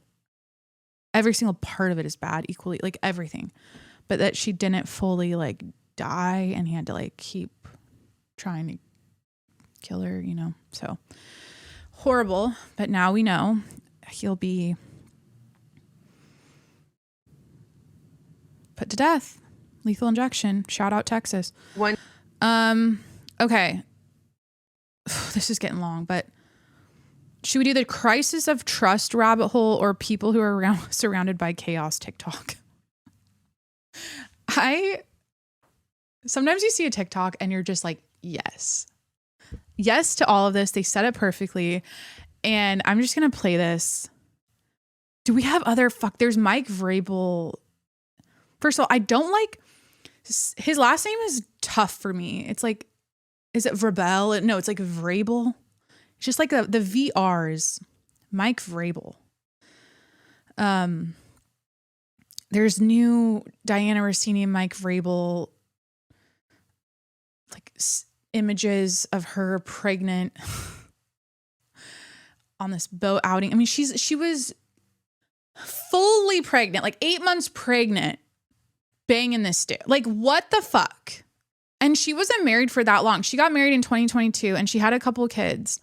And then he was married since he got with his college sweetheart, Mike Vrabel's wife. He got with her in 99. So they've been married for a long time. But like this Diana Rossini's recently married and just immediately like having an affair, like after like not even that much time, like right away. Because if you do the math, when did she get married? I swear she got married in 22. Hold on. Yeah, she got married to Kevin Goldschmidt, a vice president at Shake Shack. Okay, excuse me. They've been married since 2020. So the affair she's having with Mike Vrabel is, so she gets married and has an affair at the same time. Then they have a child born in 2021 and then 2022. And I believe the second child's name was Mike. You marry someone, this is supposed to be like the high of your life, like the love of your life. You're getting married and then right away you're just splitting time with, I don't get it. And being pregnant doing that. It's like bad juju for the baby. This is such a bad, yeah. So I guess that's the latest. Just terrible. So let's play the type of person that I found it to be increasingly difficult to be around as I've gotten older are people who are constantly surrounded by chaos. No matter what is happening, it just feels like they're always going through something, right? This big dramatic life altering thing, and they're always talking about it, and no matter what happens, it's always something. And I just find it so exhausting because it's draining, right? You're always talking to them. It's emotionally draining. And also these types of people always talk about themselves. Everything always comes back to them. Even if you're going through something, what they're going through is worse. And I find that to be really frustrating and draining in conversations. And I also think a part of the reason why it annoys me so much is I think that people who like truly seek out chaos in their life and seem to constantly be surrounded by it, they do it as a distraction for their own life and their own purpose. They know that they're not being the best version of themselves, working towards a goal, whatever it is. And in order to distract themselves from that, they love to be surrounded by chaos, spectacle, calamity, because it gives them something to do. It gives them something to talk about. It feels like a purpose to them. Okay. It feels like a purpose to them. On that note, what she just said, I don't want to lose my thought. This is why it is so important to have a purpose, to have a why, to know what you want. Because when you're a person who has that, I'll use myself for an example.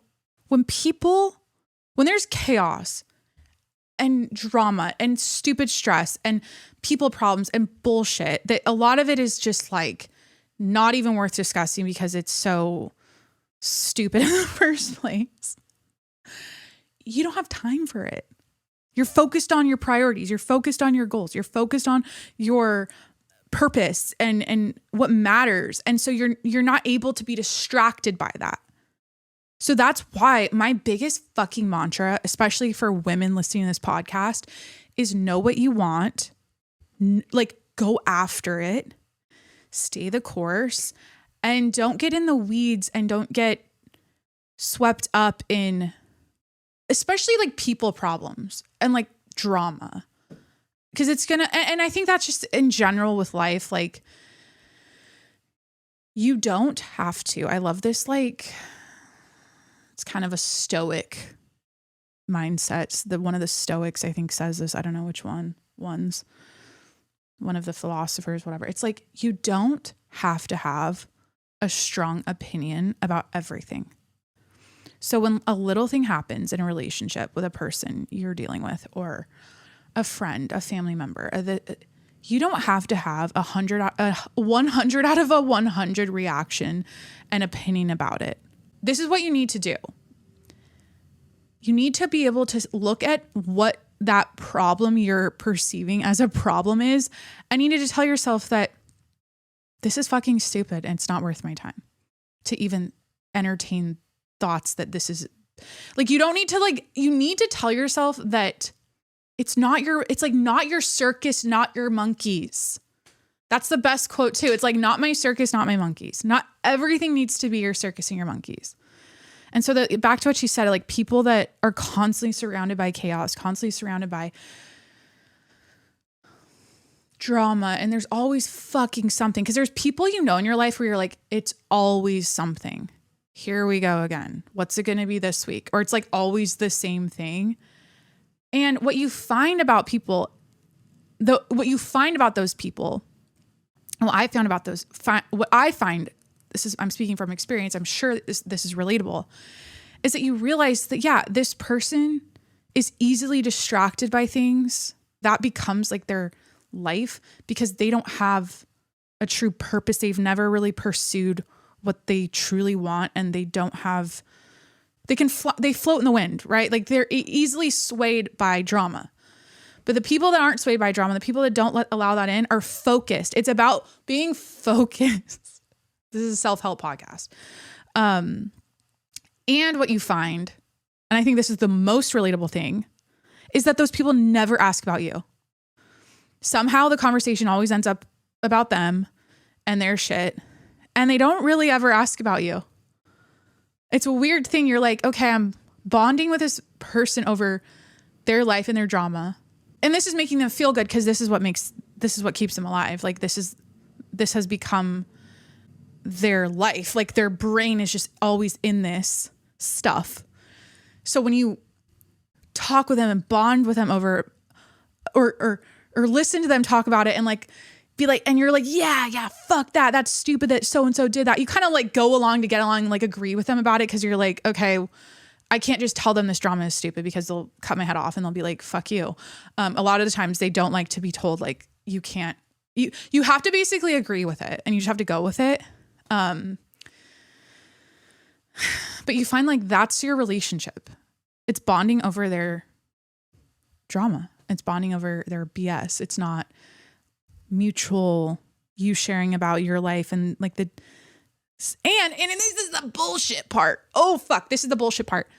When you, God forbid, you talk about your life and say anything along the lines of, things are great, I'm happy, I feel amazing, life is going well, business is great, I have no problems, wow, I'm having a great spring, oh my God, I'm doing this new thing and it's making me feel good, I have this new goal, I'm pushing myself hard in the gym, or like whatever the fuck it is that's like a positive thing, they literally can't relate to it. They literally feel awkward. Like, I mean, I think the most they can say is, great, happy for you. Like, that's it. They can't relate to joy. They literally cannot relate to joy. They can't relate to other people's. It's like a weird, and I think it's all based on like everything in life, your nervous system and your childhood stuff, and you've been programmed a certain way. And if you don't like break those patterns and deprogram yourself from operating in a certain way, then that will continue. And so I think the way I have healed in my life and the way that I have, as much as I bitch and complain on here, which is kind of what I'm doing right now, but this TikTok really fired me up. I was like, yeah, like I literally can't be friends with people that are like this. I can't be close to people that are like this, because you know why you can't get close to people that are constantly surrounded by chaos and drama, and that's all you ever talk about, and they never really ask about you. The fact that they can't join you in your joy and your positive things in your life because they can't relate to it, that makes it feel lonely. When you say something positive about your life and when you share about you, and all they want to do is dump on you about their drama and their chaos, right? Like they're just like on the edge of their seat waiting to do that and talk about themselves. So when you go to talk and when you say something about your life, which typically when you're just a person who's happy-go-lucky, things are great, you really don't have a lot of drama and chaos because you don't allow that in, and it just doesn't exist because you've set your life up properly, or like, in my opinion, properly. They just go, oh, happy for you, great, oh yeah. But it's like yada yada. And so it doesn't feel genuine. They're not like, oh my God, like that's so amazing. Like they don't like get in there with you in the joy. And that feels disingenuous. And so that's why it feels lonely in the relationship. Cause like you're empathizing, you're kind of connecting to them over their drama, but they can't do it back when it comes to your joy. So if there's two people, and this is why misery loves company, when there's two people that are miserable, that's a great relationship. That's a great relationship. They can bond over that together. But when you're a happy person, when you're a joyful person, and isn't that the goal? Like life's like, is that, and I hate, like, this is like kind of going on too long, this segment, but I hate that, like, something that I've been gaslit into thinking about myself is that there's something wrong with me in my way of thinking when it comes to this, because, hey, Jacqueline, not everyone thinks like you. Hey, Jacqueline, not everyone, just because you're so positive and you think that life should be like, you should strive for like positivity and happiness, doesn't mean everyone else is like that. And sometimes people have an edge and a chip and they thrive, like they need to have resistance and chaos and that's okay too. And it's like, so bitching to bitch makes you happy then. And what you'll catch, this is crazy. Watch when these people talk about their drama and their chaos, they're smiling. They're smiling. Like you'll catch them smiling about it. They'll be saying the worst thing ever to you. They'll be like swearing about another person. They'll be like pissed off about another person or telling you about this drama or this shit. And they'll literally be smiling as they're saying it. It's like a body language thing you'll pick up on. So that's where I'm at. I guess that's true. Like, yeah, not everyone thinks like you, Jacqueline, but like when you're the opposite and you thrive off of, there's always something, there's always drama. It never ends. Those people in their own fucked up way are happy too. What's sad to me, and again, this is just like, I feel like this is the healthy way to think about this.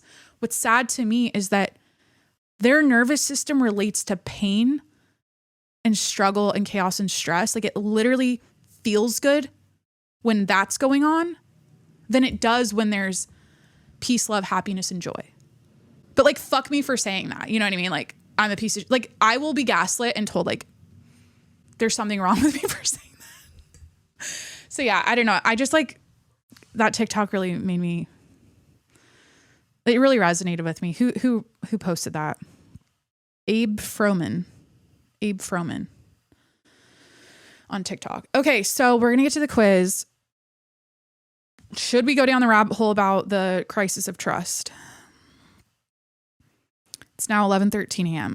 This is getting long, but I love, you know me, can't help myself. I love podcasting. I love doing long episodes. So basically I was trying to figure out like what happens to a society because of Hantavirus now and because of the Epstein files and because of this recent attempted assassination on Trump and people being like, it's staged immediately, right? Like everything is, whenever something bad happens, when it comes to especially like government stuff, politics, Trump, when there's shootings, when there's protests, when there's, for example, like what happened in Minnesota, you know, people talk about like crisis actors and this person went through this government CIA program when they were in high school and now they're a op for Israel. Like now they're like, and then all of a sudden they show up to this event and this thing they do, then they go attempt to shoot the president and or like whatever. And it's like, they were just in a Black Rock video, like the guy on the roof, God rest his soul. Fuck. Now they're like, and then the people are like the Pennsylvania the assassination attempt on Trump, the ear shot, that was staged. So like everything now is, we don't believe what we see. We're immediately going to be like, something's up, right? And so when a society chronically does that, which is, I feel like where we're at now, and especially in the age of the internet and people investigating everything and having access to information at an insane level, especially now with AI. And because of what happened, I think it's a post-COVID thing too. Like what happened during COVID, we were all lied to. So we're just like, okay, so what can we believe, right? Like trust broke down. So like our trust in our government broke down and the media broke down pretty catastrophically during COVID. So I'm like, what happens? Like, does the government, do they ever get our trust back? You know, what does that look like? And so I'm like going down the rabbit hole last night reading about this. And I'm just going to kind of like read off here what I gathered. So, the US and a lot of the West are arguably in a pretty advanced stage of institutional distrust right now. This is what happens when large portions of the population no longer trust government, media, science institutions. Oh yeah, NASA going behind the moon. People are like, these are AI images. These videos are, this is a green screen. Like no one believed that. But yet back when we first went to the moon, that was like a spectacle and everyone like believed, everyone trusted, and everyone had hope and awe and wonder. And like now everyone's just like, sure, maybe we did, maybe we didn't. But there's like a healthy level of we probably didn't now. So science institutions, universities, intelligence agencies, corporations. Yeah, everyone shits on the CIA and the FBI now. Okay. CIA was involved in JFK assassination. The FBI didn't investigate Charlie Kirk's murder appropriately, probably because it's like, okay. So these are related terms to what I just described. Epistemic crisis. So a society no longer agrees on what is true. Hyperreality. People experience reality through media narratives more than direct experience. Information decay. Facts become more unstable or impossible to verify. That seems like what's going to happen because of AI. Information decay and instability with information or with facts. Post-truth society. Emotion, identity, and tribal affiliation matter more than objective facts. Manufactured consent fatigue. People feel they've been propagandized too many times.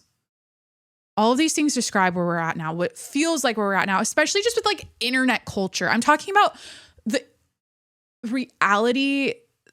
It's like, how do you separate that, right? What's actually like the internet and the reality? It's like becoming one, right? Like it's blurring. It's been blurring forever, but like, or for a really long time. But this is what it feels like when you go on the internet and you see how people react to these events. Because if you go out in public and talk to people, I feel like it does match though. Like when you have deep convos late night with your friends and you talk about this kind of stuff, they're kind of sharing similar sentiments as the random internet people you see online talking about it. So, because we're all watching the same TikToks and we're seeing the same news feeds and we're seeing, I mean, everyone has a different algorithm, or what's served to them is a little different, but you get the idea. What I just said, reality fragmentation. Everyone lives in different algorithmic realities online. Yeah, that's a huge one. So in the older eras, you would, I saw this video and it meant something. Or you'd say, like, yeah, I saw this video and that you felt something, like it meant something. Or there's photographic proof. So because there's evidence, you believe, like photographic evidence or a video, you believe it. And now because of AI, it's like, that's out the window. That's what people think now. Like even evidence. We don't believe evidence, like photographic and video evidence. Yeah, because you think this could be AI, this could be edited, this could be staged. So a society runs on invisible agreements. We agree on basic facts. We agree on what happened yesterday. We agree institutions are mostly real and functional. We agree elections, courts, science, journalism, etc. are at least somewhat legitimate. But when those agreements erode, societies tend to become more tribal, more conspiratorial, more emotionally reactive, more cynical, more populist, less governable. And if you watch this show, like if you watch me from the beginning, and I think it's just the way I am, I question everything. I'm a curious person. I like to ask, well, why is that the way? Like, I never just accept what is. I'm always like, with certain things, I'm always like, well, why, I always like zoom out, look for other, possibilities and connections. And I consider multiple truths. Okay. Which is, I feel like a healthy way to think, being able to tell yourself or like you have to be able to accept that multiple things can be true.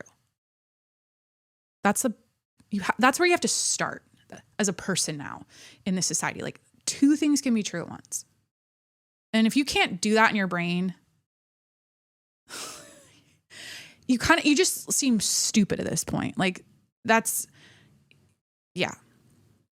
And I think when you're in conversations with people that can do that, they can hold multiple truths. It's such a healthy conversation. It's such a productive conversation because you can acknowledge that, hey, I don't agree with this, but this is a fact. This is true, but this is also true. I agree with this side, but I don't agree with that. But these are both facts. These are both existing at the same time, and these are both true. And let's like kind of form an opinion based on that from these two pieces of evidence that, do you know what I mean? It's like it's productive. It's not just black and white. So historically, this kind of distrust tends to emerge after repeated shocks or perceived lies. So, financial collapses, corruption scandals, media manipulation, wars justified with false claims, visible elite, so like government hypocrisy. And once trust breaks, it's very hard to rebuild. Duh. So it goes back to relationships. Like, when you're in a relationship, you break trust, it's over, right? Like, you can't get that back. It's really hard to get trust back.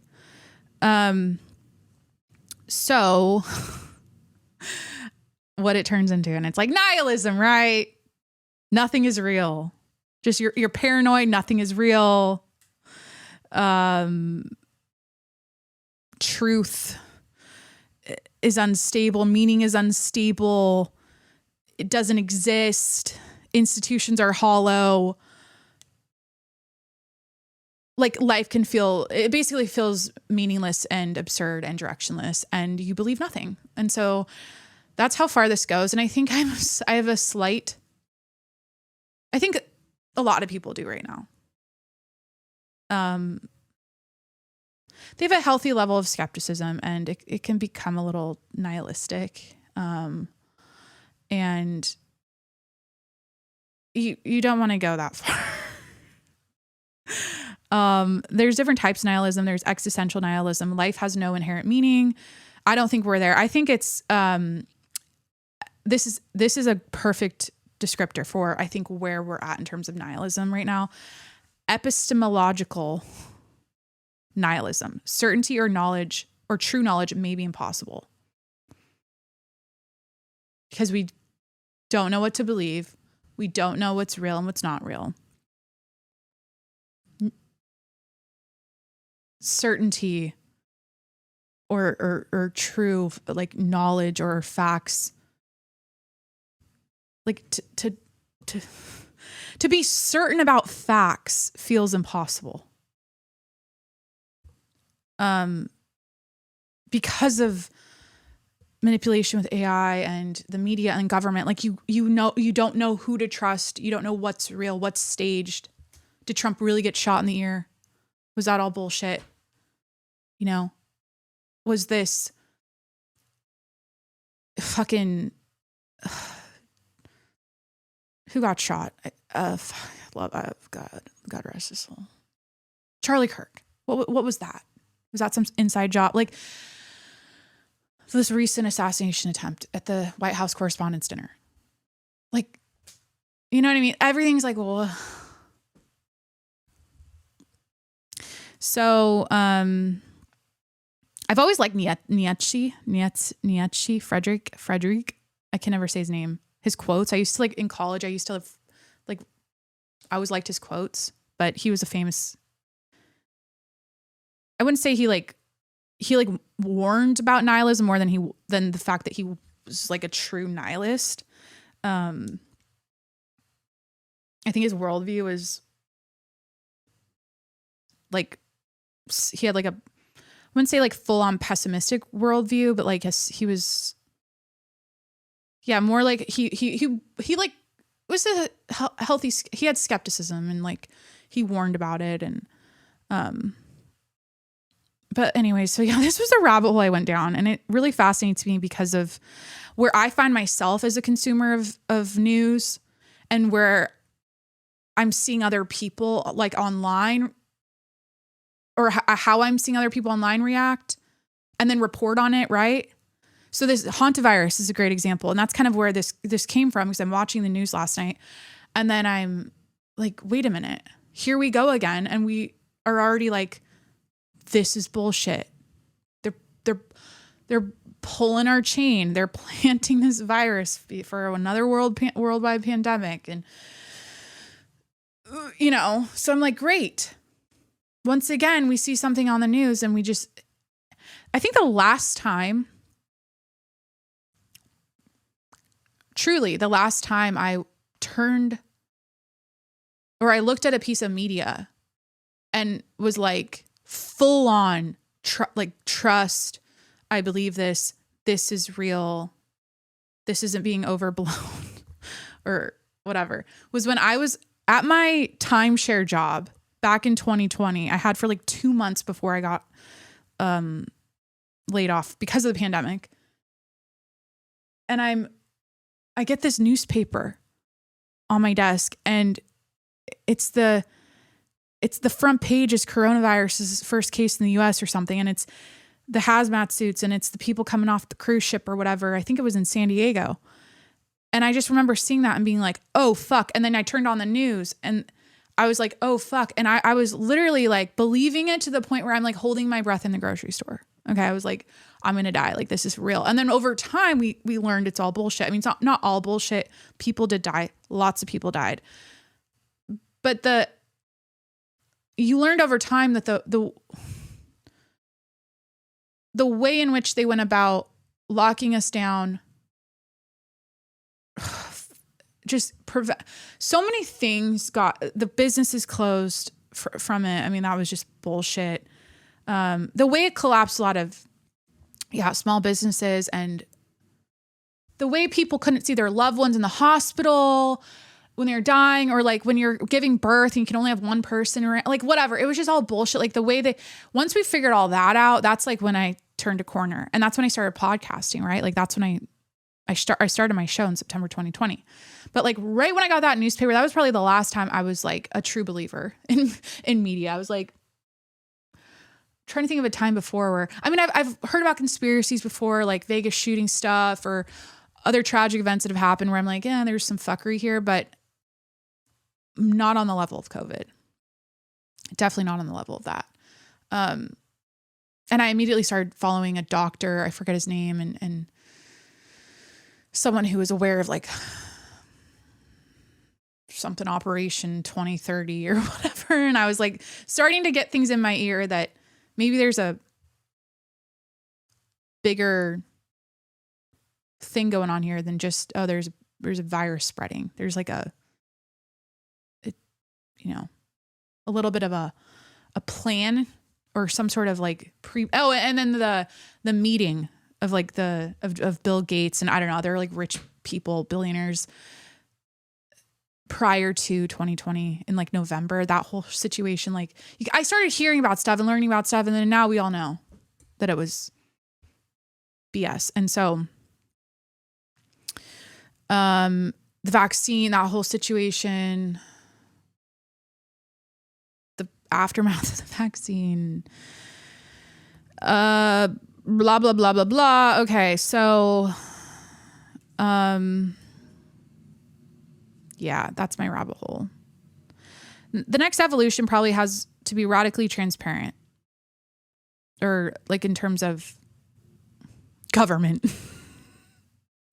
to like get any trust back. Like they're going to have to show their sources. There's got to be, they have to be able to admit uncertainty, correct their errors, show receipts. They can't use obvious propaganda and framing. So like, I don't have confidence that that's going to happen. So that's what I'm saying. Like if our government's going to continue being the way it is, and if the media is going to report the way it's been reporting, I think things have to, obviously they're going to evolve and shift, but I don't think it's going to go to like full transparency unless AI takes over to the point where they can't fucking hide because the people are going to know. Like everything will be exposed. Everything, all the information will be out. You can never like have a private conversation and plan a worldwide pandemic or a war or like whatever. Like you can't get away with anything. People are going to have to start using like learning sign language. But even then the satellites are going to like be able to, I'm going on a tangent, but like, let me have this. They're going to like,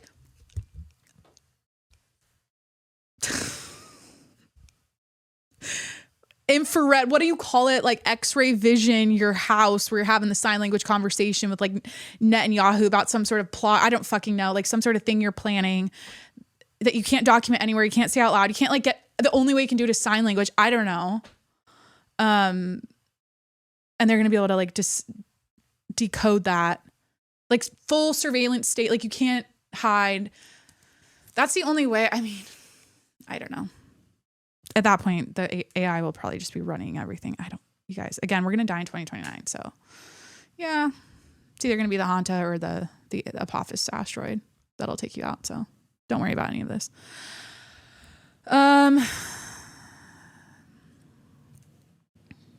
Yeah. Okay. So fucking thank you.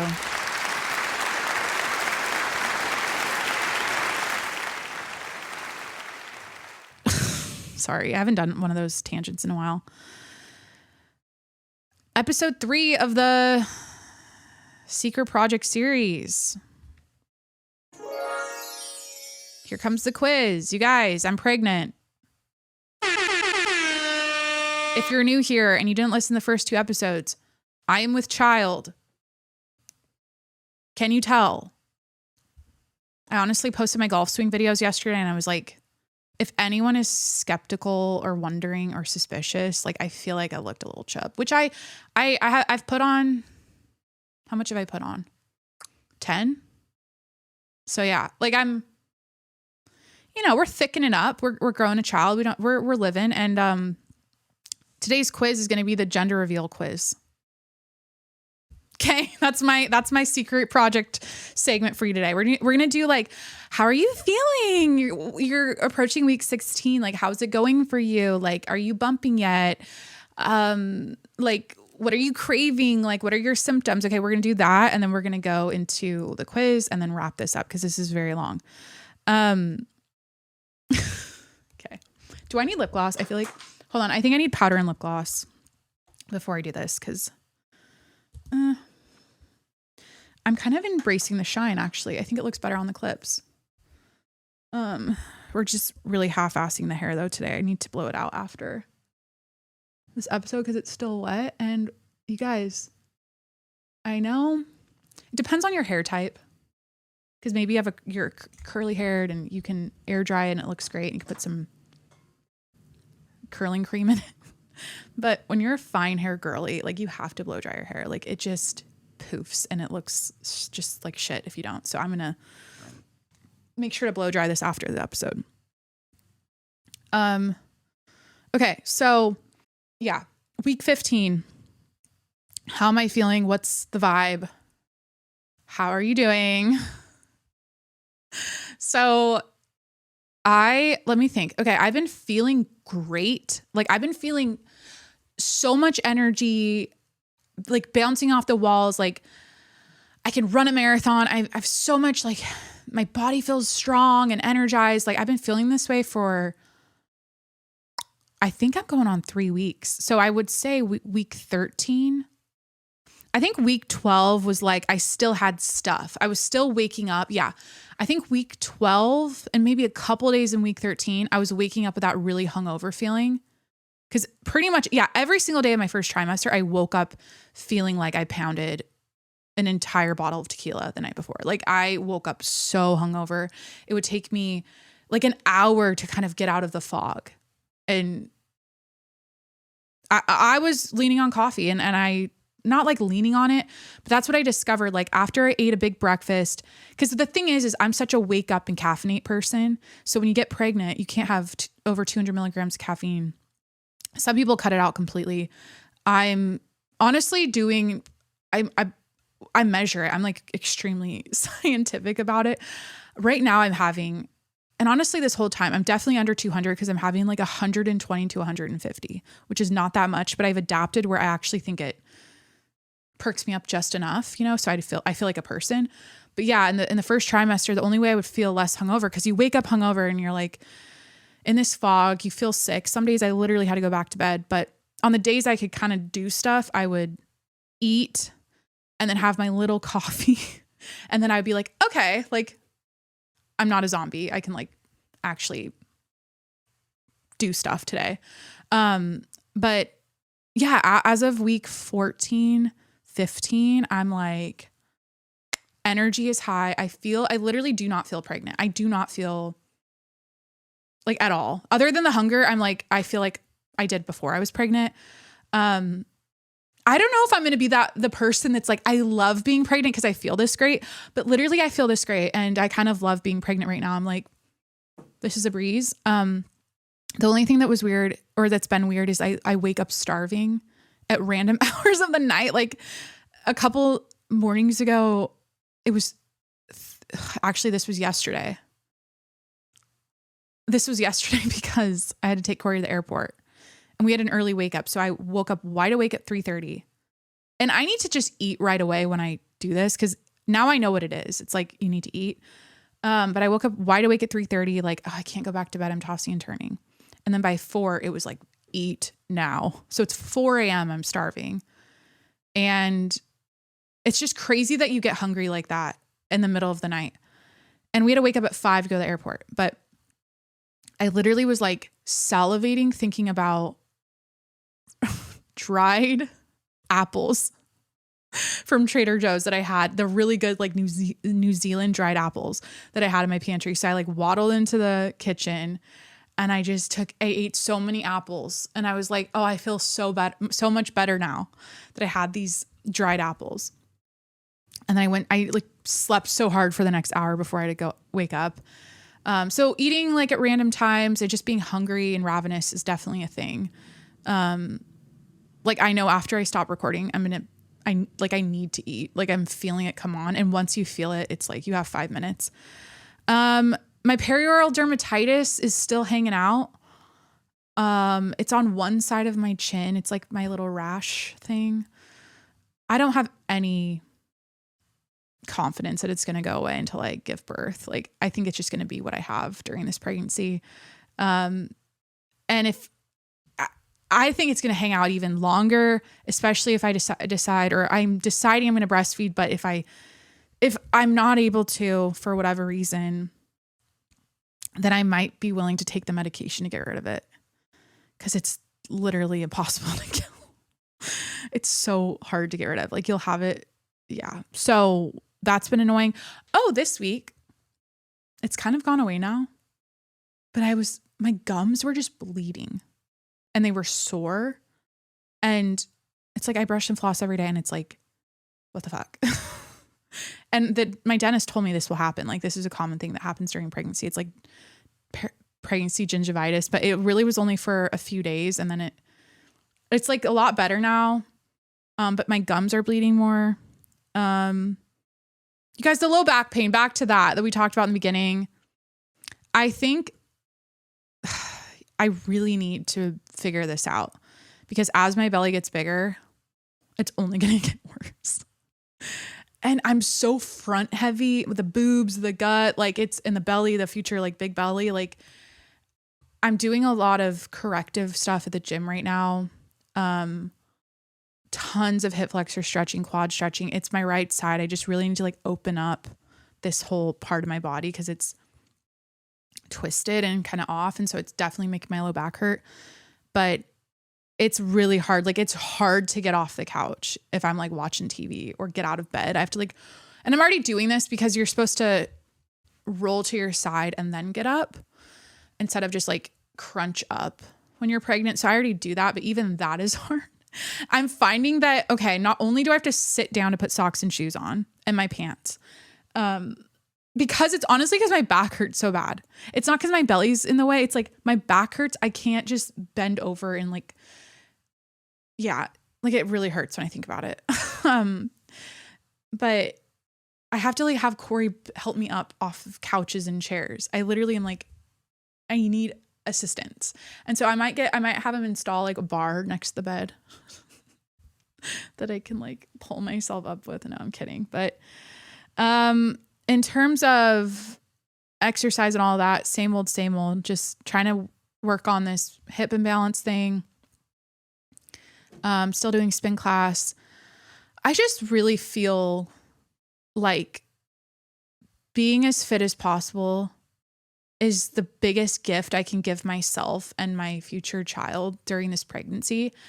And I'm not overthinking. I'm not like, oh, I'm pushing myself too hard, or I'm not giving myself grace and a break. And I'm like, you know what? I feel great. And I love working out. It makes me feel good to do that. Just like I was before. I'm talking about at the level I was before. Like I'm tweaking certain things. Obviously you can't do, especially as I get bigger. But yeah, I'm leaning into the fit pregnancy stuff, and it's not even a thing. It's like, I'm like, how much can I'm like, I'm doing bicep curls. Like I'm like doing upper body workouts. I never do that. I'm like getting like so into my workouts right now, and I'm kind of lingering at the gym and like just, yeah, like really embracing my early morning spin class. And I know that there's like toxic bounce back culture out there when it comes to pregnant or being postpartum and recovering and all of that. But from what I've gathered, like it helps so much. Like being fit throughout your pregnancy helps so much. And I'm taking that seriously. And for me, it's not a thing. Like, it's not like, oh, this is like burning me out and I'm struggling. And, so I'm really enjoying my second trimester fitness stuff. Right now, like, yeah, I want to keep golfing. I want to do it all. I basically, like, as far as my bump goes, we'll get to the quiz. I'm like yawning. I need to move on. But quickly, like, I like wake up kind of with abs still ish. Like I'm working my core a lot, so I kind of have more definition than I used to before I was pregnant, which is crazy. Like especially my upper abs and my obliques. And then like throughout the day, by the end of the night, I look 9 months pregnant. Like it just grows. So the morning is like, damn, Tina, like for 15 weeks, that's not bad. And then by the end of the day, it's like, holy fuck. And I need to like, at that point, change clothes, like put on something really stretchy or like a big, like tent outfit. My hair's growing in more. That's definitely been nice. But yeah, I'm not, okay. So the gender predictor quiz, gender reveal. Wait, you guys, I have a secret. I'm not actually telling you the gender right now. We're just going to do the quiz. And then based off of my answers of this gender predictor quiz, you can guess the gender. Send me a DM, guess your gender in my DMs, because that's where we're talking about this series, the Secret Project series. We're in the DMs. We're not on my comment section. We're not publicly airing out the fact that I'm pregnant as listeners to the show. We're keeping it close to the chest and in the DMs. But we'll do a gender reveal on I'm trying to think of maybe next episode, because that would make sense after this one. Okay, so gender prediction quiz. So first question, when you look at your profile in the mirror, is your pregnancy belly high and directly under your chest? Or does your baby bump sit low on your hips? I feel like it's kind of like in the middle. Like, I don't know. I feel like it's like, hold on. Low? This is the thing. So I have a pretty balanced torso. If anything, it's on the shorter side than the longer side. Okay. I'm 5'6". So my belly button, I thought the bump would be like really low, right above the pubic bone. Like uterus level, like that's where it's at. I mean, when they do the ultrasound, like that's where they're going real low. But when I think about the bump, it's kind of like in the middle of my stomach, like the belly button area. So I don't know if that would be high. I'm overthinking this question. I'm going to say low and steady because it's not like under my. Okay, so they said directly under your chest. So no, it'd be low and steady. Okay, fine. What is the shape of your pregnant belly? I don't really have. You guys, I'm not trying to be like, I'm so skinny and I don't have a belly and like it doesn't have a shape. I would say narrow and pointed or wide and rounded. It's just like full in a proportionate way. I guess wide and rounded. It's definitely not like pointy. When it comes to meals, do you go straight for the cupcakes or the potato chips? Always the cupcakes. Dessert for dinner. Yeah. Like I definitely have a sweet tooth, and not to be annoying again, but like fruit. All I want is fruit. Like I could eat fruit every meal of the day. And I do. I have fruit as a snack constantly. And I noticed that early in my pregnancy. That was like the thing I could not stop eating enough of, fruit. So I'm a dessert girly. The last time you went to the OBGYN, what was your baby's heart rate? Above 140 or below 140? Above 140. Have your hair and skin been glowing? Girl. I feel like, okay, the perioral dermatitis aside, I've been told that I'm glowing. So I guess people say that.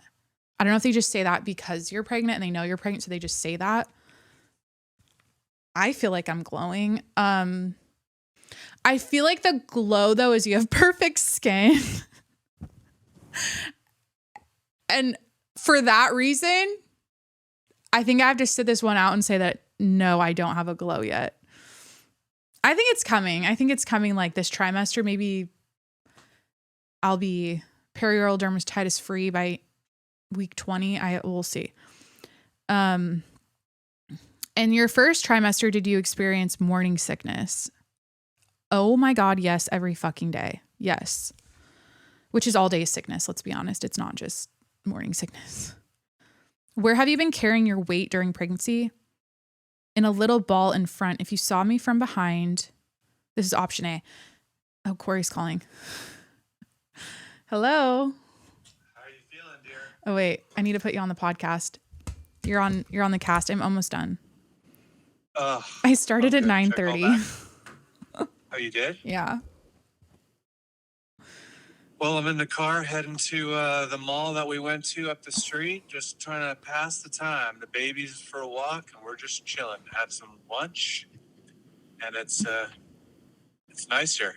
Oh, great.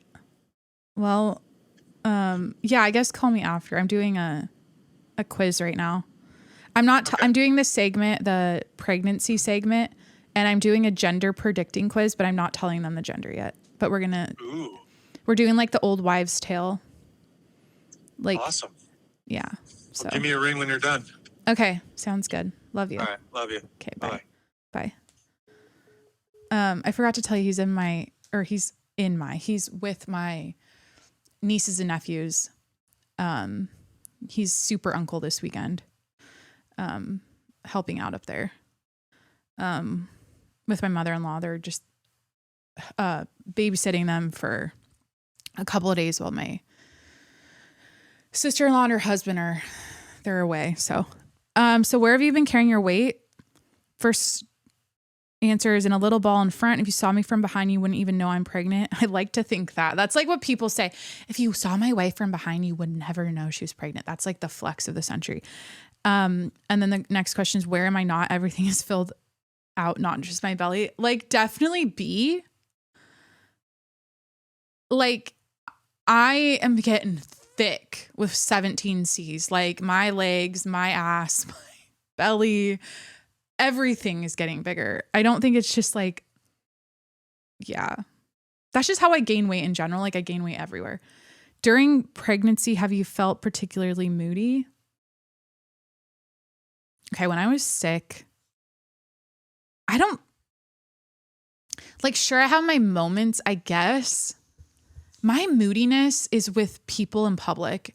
And I kind of like, I have an intrusive thought now. And I never used to be this way, where I have like no patience.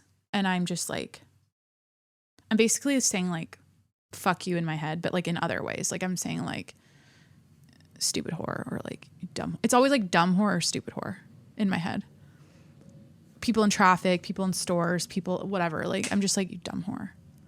Dumb fucking whore. And it could be like for the dumbest reason. Like I'm just backing out of a parking lot. Like the lady or just like, it's just stupid shit. The people in the way, like a short fuse with that. But that's just me in my head. But as far as my mood, I've been we've talked about it, like zen, positive, happy. Like I think I've kind of felt the same. Okay. Maybe this will predict the gender at the end. Okay, that was the last question. So it did the prediction based off of my answers. And I'm not going to say if this is right or wrong. But it says, if the old wives' tales hold true, soon a little girl will be joining your family. Hey. Stay tuned for the next episode to find out. So this, based on my responses, it says I'd be having a girl. I wonder if I'm having a girl. How long can I milk or like tease the gender? What else do I have over you guys? Due date, I'm never saying. You can kind of do math, I guess, based on my weeks I'm at. So 15 weeks, you could do the math. People are like never telling you when your due date. Like keep that to yourself. I think like you can obviously say the month. It's in the fall. Why am I playing kitten about it? Like I feel like I'm not going to be like specific about the date. I guess anywhere from September to November. Sure. There you go. How fun.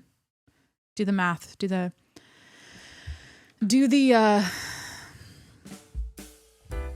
calculation. Time to eat. Time to call Corey back. Thank you so much for hanging out and listening to this episode. This was a fun one. I felt more like me. Last week was a little sleepy. But yeah, stay safe out there. Don't forget to wear a mask and sanitize your hands 14 times a day. No, I'm kidding. We're not there. I don't think we're going to be there with the Hantavirus, but who the fuck knows? Here's the thing. It wouldn't surprise me. And I don't think it'd surprise you. Please hit that subscribe button wherever you're listening right now. I'm on Apple, Spotify, Google Podcasts, Stitcher, Breaker, Overcast, wherever you listen to podcasts. Please hit that subscribe button and review the show 5 stars while you're there. Subscribe to my YouTube channel. This is a video and audio podcast. Hi, YouTube. If you're over on my YouTube channel, don't forget to subscribe for the full video episodes in 4K. Hi, 4K. I guess 8K would be impressive. Does YouTube even do that? I don't know. Is 8K even here? Follow me on Instagram and TikTok at Jacqueline Monroe. And finally, if you want to support the show, support your local podcast host in your future. Mama. Hi, Mama. I told my mom I don't like... This is turned a corner. I'm like, I don't like being called Mama or whatever. That was like early on. I was like, I can't stand it. But now I'm turning a corner with it. But she texted me that the other day and she's like, hi, Mom. Hi, Mother. Hi, Mom. Like she included every way you could call. It's like say to him or call a mom. Thought it was funny. But yeah, patreon.com/TJMS. Patreon.com/TJMS. All right. I think I got it all covered here. Thank you so much for hanging out. I hope you enjoyed this episode and I'll talk to you next week. Bye.